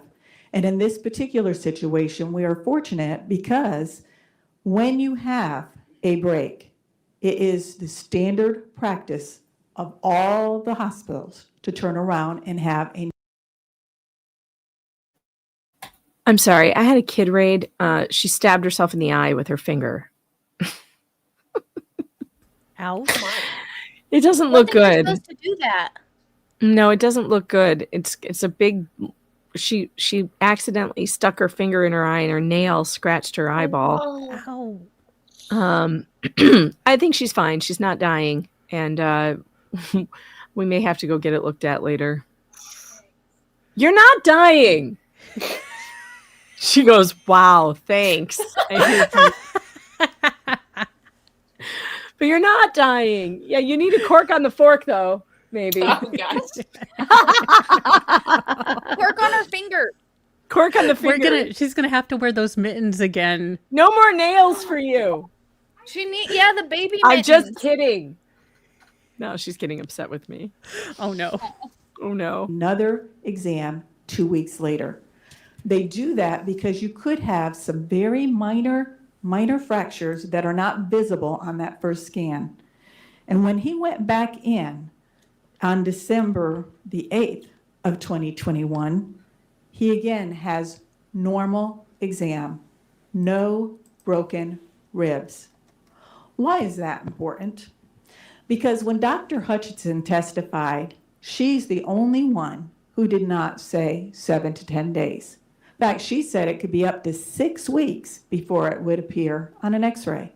Well, we were 5.5 weeks in November, but guess how many weeks old he is on December the 8th? Exactly 2 months old, minimum of 8 weeks old, and there are no fractures on the scan from December.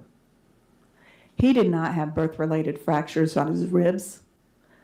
His ribs were broken by the time he gets to CHOA in January, but they are not broken on the December 8th scan. And you will have those scans out there with you. And I pulled some of them because I think it's so important. Will there be arrow stickers?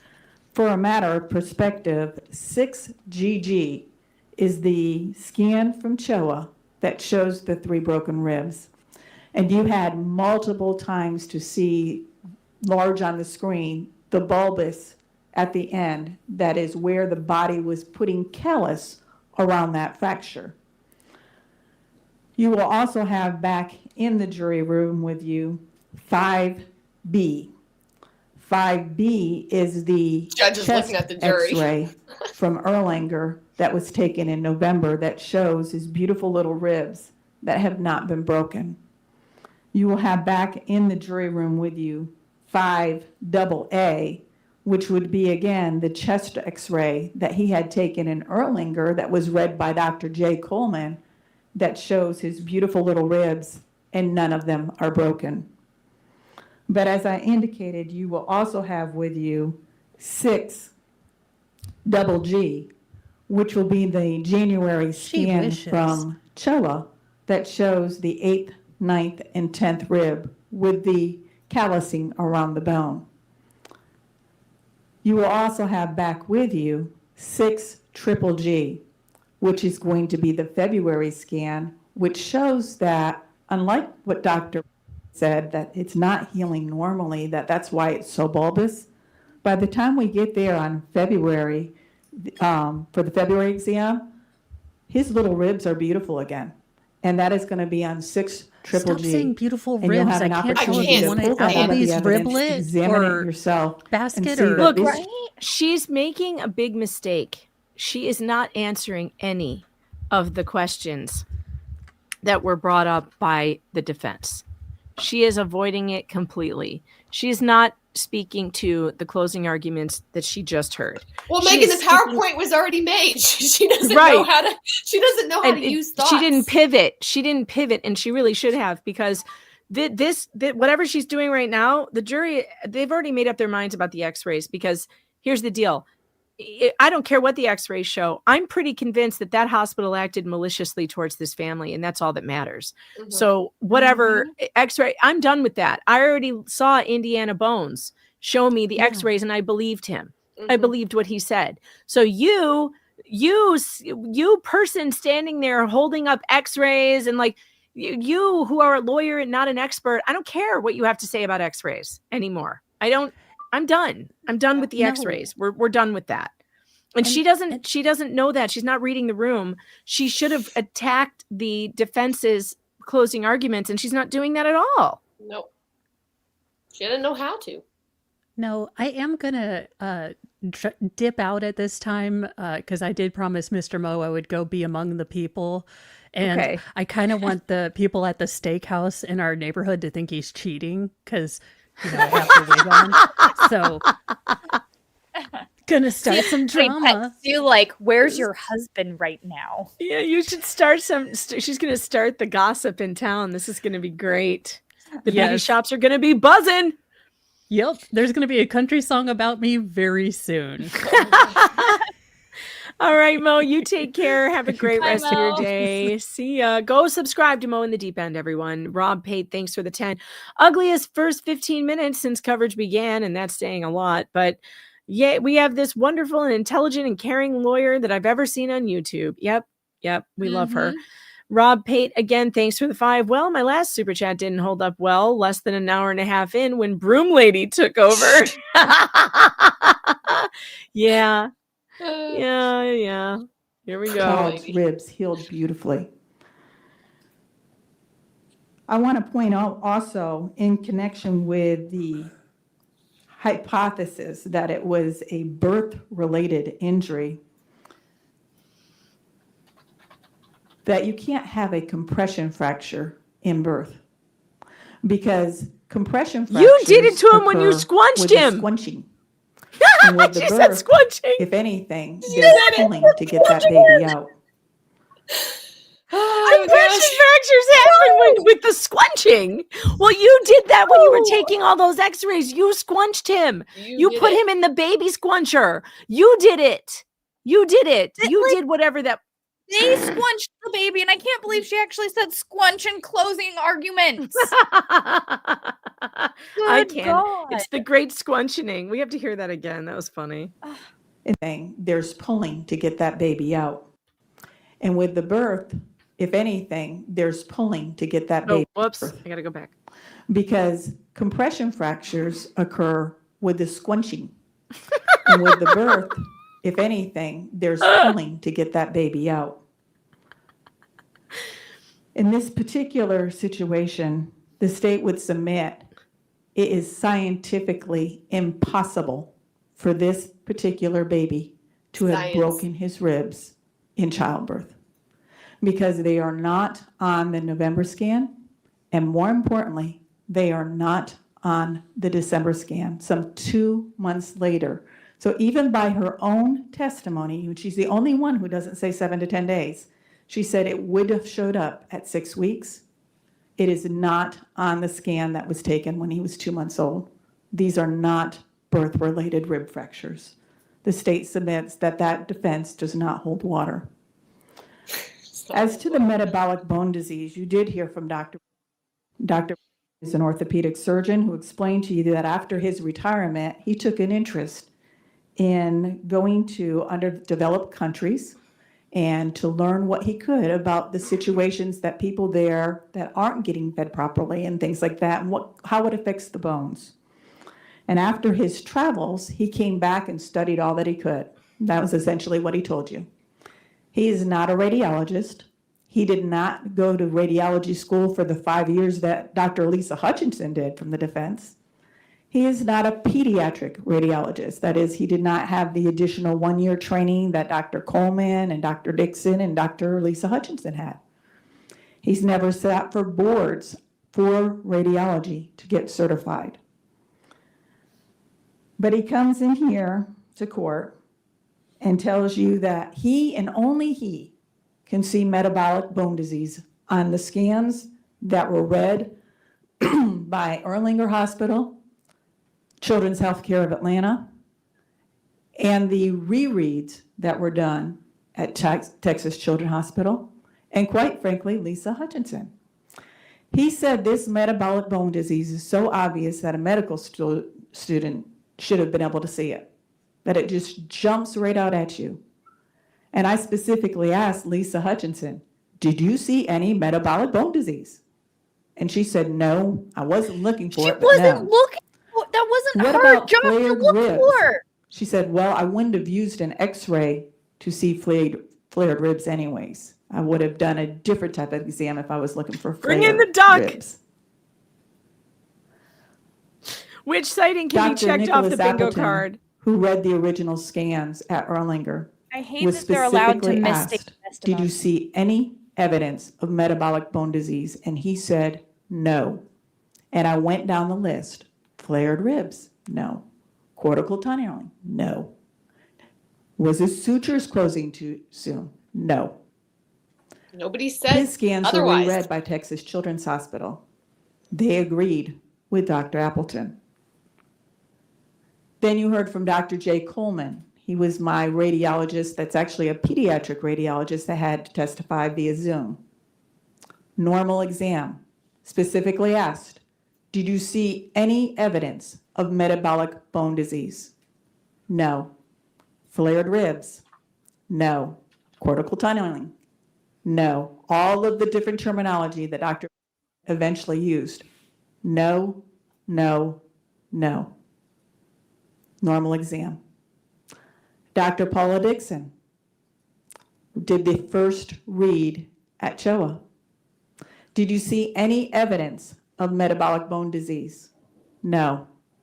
Did you look for flared ribs?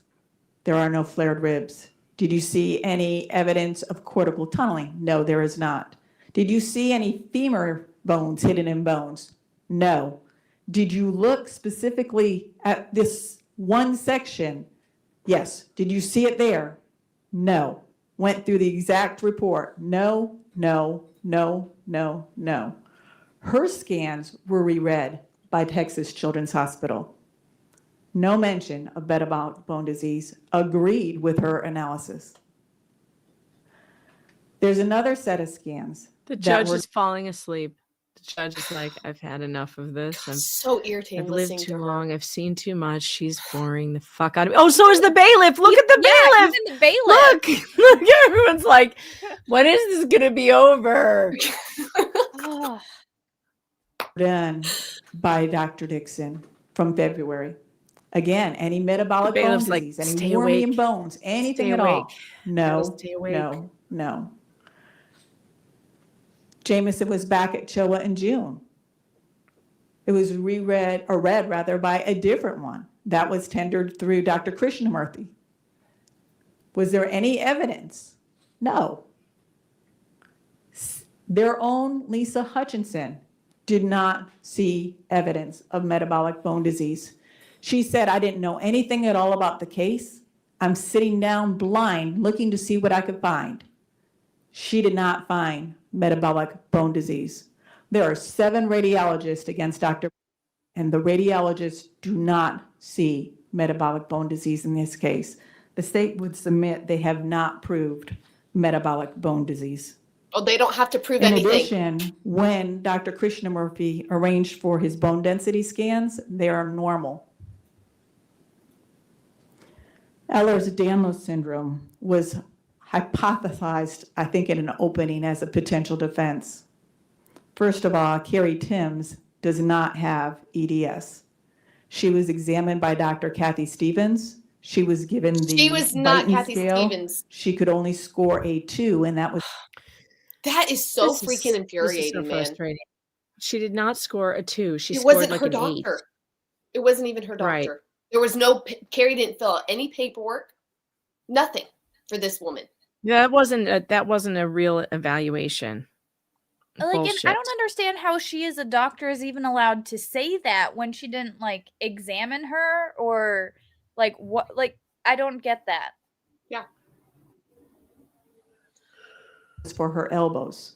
She could not score on any of the other factors that they test. A 2 is not high enough for a diagnosis of EDS. She also did not have doughy skin. She did not have unusual scarring. There really was no point in testing further. She does not have EDS. Dr. Kathy Stevens physically examined Jameson.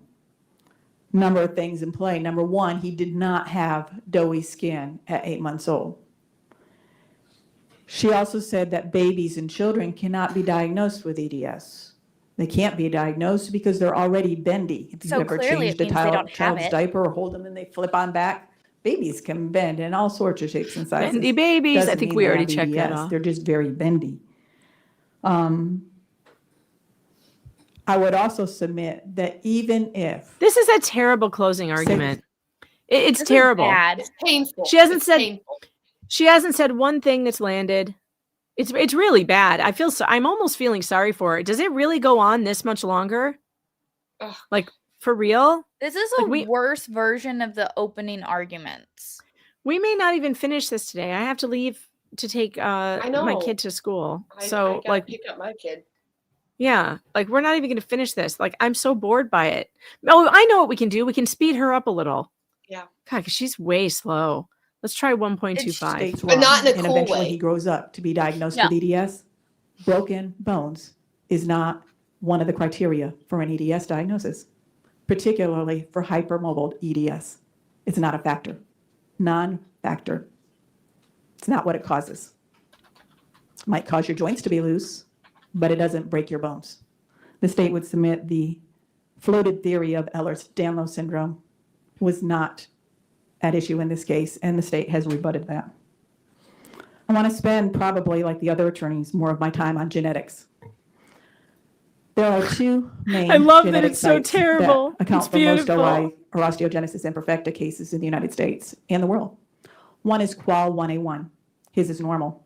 All the experts agree that's a non-issue in this case. You probably heard more than you wanted to about QAL1A2. We spent a lot of time with the different experts talking about that particular abnormality in Jameson's genetic code. Because on intron 9, at the end, he has an interchange between a T and a C.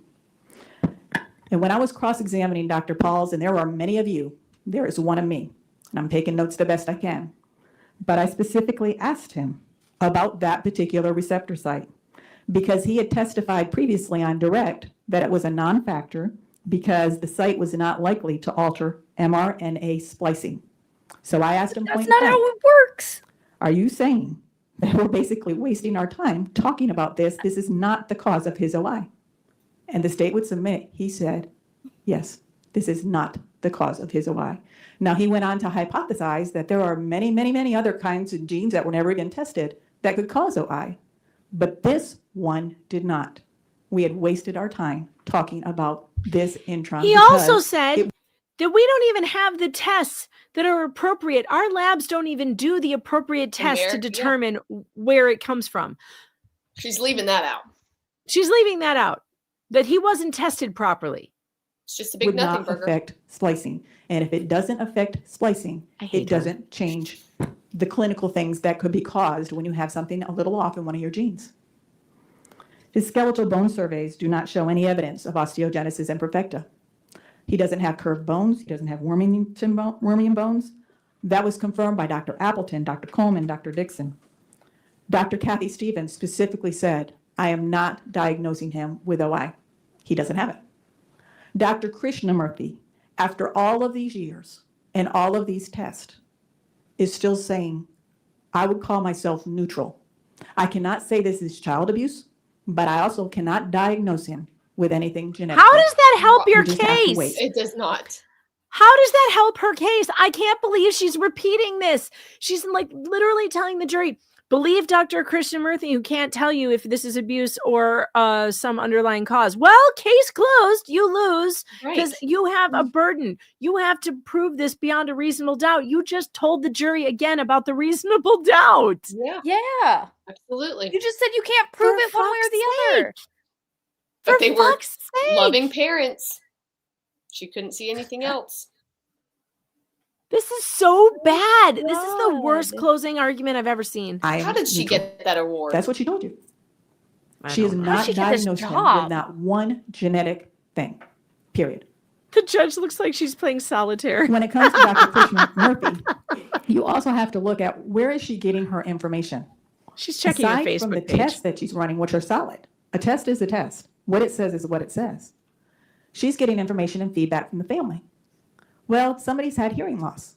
Well, did they tell you they live near a racetrack? Well, no. Wouldn't that be an environmental reason for having some hearing loss? If you only get pieces of information, regardless of what doctor it is, it's harder to make a good diagnosis. Dr. Pauls said, well, your testing in America is insufficient, but he was only given the 3-panel test. Did you know we did a 24-panel? No. Dr. Stevens ordered it. We had the results. Did you know we did a 67-panel? No. Dr. Krishnamurthy ordered it. We have the results. If you only give people just little pieces, it's harder to give the best interpretation of what all those pieces mean. As to SP7, Dr. Krishnamurthy, Dr. Stevens both said this is not the cause of the medical issues in this case. And quite frankly, when it comes to Dr. Stevens, the state called her as a witness, but she was found by the defense. She received a referral from Dr. Ski. Dr. Ski is the pediatrician that replaced Dr. Harbin Pickett. And Dr. Ski referred the child to the geneticist in Chattanooga. The geneticist in Chattanooga who says, this is a healthy baby boy. The one that period. DFACS Nothing wrong with scheduled, him. by the way. You also heard that he has a microdeletion on the long arm of chromosome 15 at 15q11.2. Experts for both sides agree that this is not connected to the broken bones issue in this case, period. Even if she does Google it, there's nothing there. That's not a I real told you word. that Dr. I already Paul said, tried well, it. it could be something else that hasn't yet been tested for or found. It But I wants would to give you submit that Dr. squint. Pauls is also biased. There's been a lot of comments made about the state witnesses. Dr. Pauls clearly doesn't like child abuse prosecutions. He even said there's no such thing as shaken baby. Shame on even him. though we all know there We are all many know. national cases We all know. If she's trying to get into some sort of evidence that she didn't bring out at trial about shaken baby syndrome, that's entirely inappropriate. Your Honor, I have allowed both defense attorneys to make their closings without objection, where they were saying what they thought, what they knew, and what other experiences they've had personally and professionally. I had some asshole on Twitter the other day try to say that I'm an idiot because I don't believe in shaken baby syndrome. I'm like, have you read anything? Do you know people's convictions are being overturned because of this? Because shaken baby syndrome was junk science.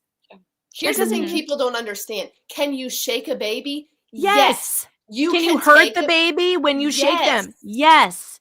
Are you causing these issues that people claim? No. There's very specific issues that shaken baby syndrome was being blamed on, including certain bleeding in the eyes and like different things. That after years of research comes out that there were underlying metabolic causes for these things that were blamed on shaken baby syndrome. So no, you cannot. Look at her how hairstyle. can she stand? She's living in the past. She's living in the past. She has no clue that it's been. I say we vote people in car accidents. It's now shaken people syndrome is what they say. Car accidents are now shaken people syndrome. Also, if you didn't get in a car accident, you're suffering from shaken people syndrome. I never once objected when the other attorneys were giving their closing. Well, that's on you, lady. Was there anything for you to object to? That has nothing to do with Catherine wanting to object now because you're saying stupid stuff. I'm allowed to say what the national news says in my closing. Let me show you what the national news says in your closing. Okay. The Scientific American right here. Shaken baby syndrome has been discredited. Why is Robert Robertson still on death row? Convicted of a crime that never happened, Robertson's case is a prime example of how the U.S. legal system often fails to recognize advances in scientific knowledge. This is in 2024. Yeah, he was going to be executed just a few days ago, but they do have it on hold right now. It's amazing. Convicted of killing his daughter based on the now discredited theory of shaken baby syndrome to testify. This look, you guys can read all about it. Yes, there are still some people who are saying, no, it's not discredited. And here's where they got it wrong. You're always going to have those assholes. Okay. But this is, there is definitely a problem with the way shaken baby syndrome was presented in court to put people in jail for child abuse.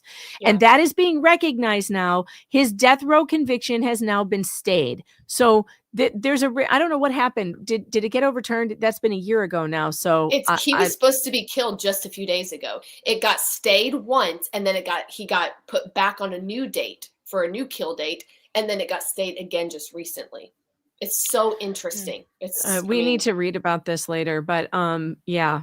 This she's wrong. She's 100% wrong. Let's read the headlines then, ma'am. Here, I just gave you one. That's what's in the news. Discredited theory of shaken baby syndrome stays a man's execution. Well, and I love how she's trying this argument. Like she specifically, because I'm not gonna lie, there were a couple of times when the defense attorney in their closings, I was like, ooh, that might be an objectionable statement, but the prosecutor's not saying anything. But she did that in hopes that she could use this stupid argument. Well, I didn't object to them, so they shouldn't be allowed to object to me. And it's like, no, motherfucker, just because you're stupid doesn't mean we're gonna be stupid. We're gonna defend them to the fullest. Yeah. Like it's such a stupid argument. Megan, there is an office here in Georgia called Office of the Child Advocate. They're supposed to have oversight over defects. It's a joke. It's just a cushiony paid, fake job. They don't do anything. But we had a meeting with the director, Mr. Jerry Bruce, over a year ago. And he was a judge at one time. And he was talking about how we were saying, like, this is faulty, this non-accidental trauma stuff, just like shaken baby. And he admitted to us, like, yeah, I help sentence people for shaken baby syndrome. And now I know that it's not real. So people know, judges know, can you shake a baby? Yes, you can shake a baby. But that's not what shaken baby syndrome is. That's what people get confused with. Yeah. And also, Dr. Neuberger in the Kowalski trial, who was one of the star witnesses there, he also put people in jail with his testimony about shaken baby syndrome, which he then said later, if he had to do it over again, he would testify differently based on the new information that we now have that we didn't have then. That's a good doctor. That's someone who's a good scientist who looks at the science as it is, not as you knew it to be and refused to let go of. Watch the documentary, The Syndrome. If anybody out there is like, what are you talking about? This isn't real. Just watch that documentary, The Syndrome. It'll break your spirit. It'll break your soul. But there's so much fact in it. It's really, really good and really terrible.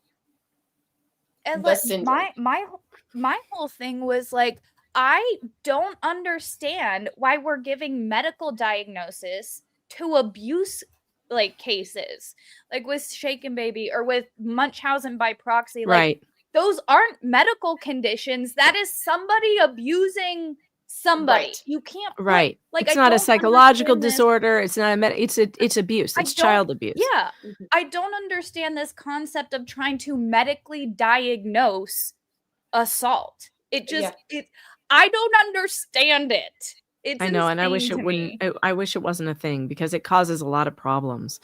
All right, She wants to moving talk on. about a news story, that's one thing. If she wants to offer her opinion on another kind of syndrome and prosecutions of other families in that situation, I don't think that's appropriate, Your Honor. I would sustain the objection as to the point Ms. Bernard is making, but you can certainly discuss a national news story. Thank you, Your Honor. We have all seen the national news stories where the nanny cams in the home caught the babysitter or the significant other or someone connected to the baby shaking it. There's been one in nearly every state. It happens. It's physically possible to happen. And those families have to live with the devastation of what happened to their baby, and it was caught on film.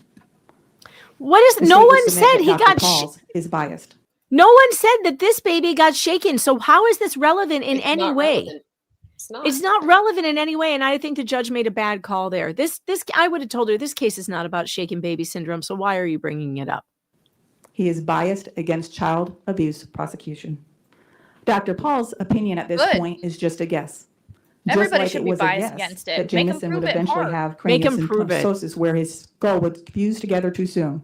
That did not happen. That has not happened. He has a normal head. Nobody said that happened. Him since. It was also an incorrect guess that Jameson would have Cole-Carpenter syndrome. He does not have Cole-Carpenter syndrome.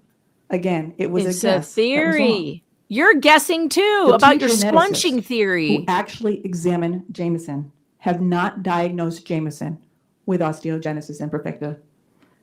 The state would submit that the purported theory that because he has an anomaly in his gene, as so many of us do according to the geneticists, it's not unusual to have an anomaly. But in this particular case, his anomaly did not cause the issues that you're sitting here and need to decide. The state would also suggest that the medications purportedly taken during pregnancy also did not have an effect on Jameson. You heard yesterday that anti-nausea medicine could have effects, but it's not on the bones or collagen. You heard iron pills could have an effect, but it's not on bones and collagen. You heard yesterday that the heart type medications could have an effect, but not on bones and collagen. The state would submit there's been no evidence put before you that would suggest that anything that Ms. Timms took during her pregnancy led to a situation where it's caused Jameson's broken bones in this case. Lastly, I want to talk just a minute about the collagen before I go into what facts have you heard that support a conviction in this case. First of all, your collagen is your body makeup. It is what it is, and it doesn't change. He never broke again with anyone else. He never had significant bruising again with anyone else. It is not something you outgrow. It is not something he had an issue with when he had his vaccines, when the veins are actually punctured and weakened, they closed properly. When he had his blood drawn and the vein is actually punctured and weakened, it closed properly. There is nothing in the medical evidence that you heard that would support that he has a collagen issue in this particular situation. I would also ask you to look at where the bones are fractured. He has a fracture at T10. It's in the vertebrae of his spine. It's not the long bones. It's not the bones that he would be able to move. All right. I'm not going to be able to finish this today. We have to go. I have got to get to school and I have an appointment today. So We gotta go. I can't believe we have to come back and watch more of her tomorrow. No. Yuck. It's Okay. definitely irritating. She is irritating. I was really hoping to get through for her today, but we did spend 40 minutes on Maya Kowalski, which, we had to. It was important, and I know everybody wanted to talk about it. And all right, we don't have any more super chats to get to or super tips, and so we can just say goodbye.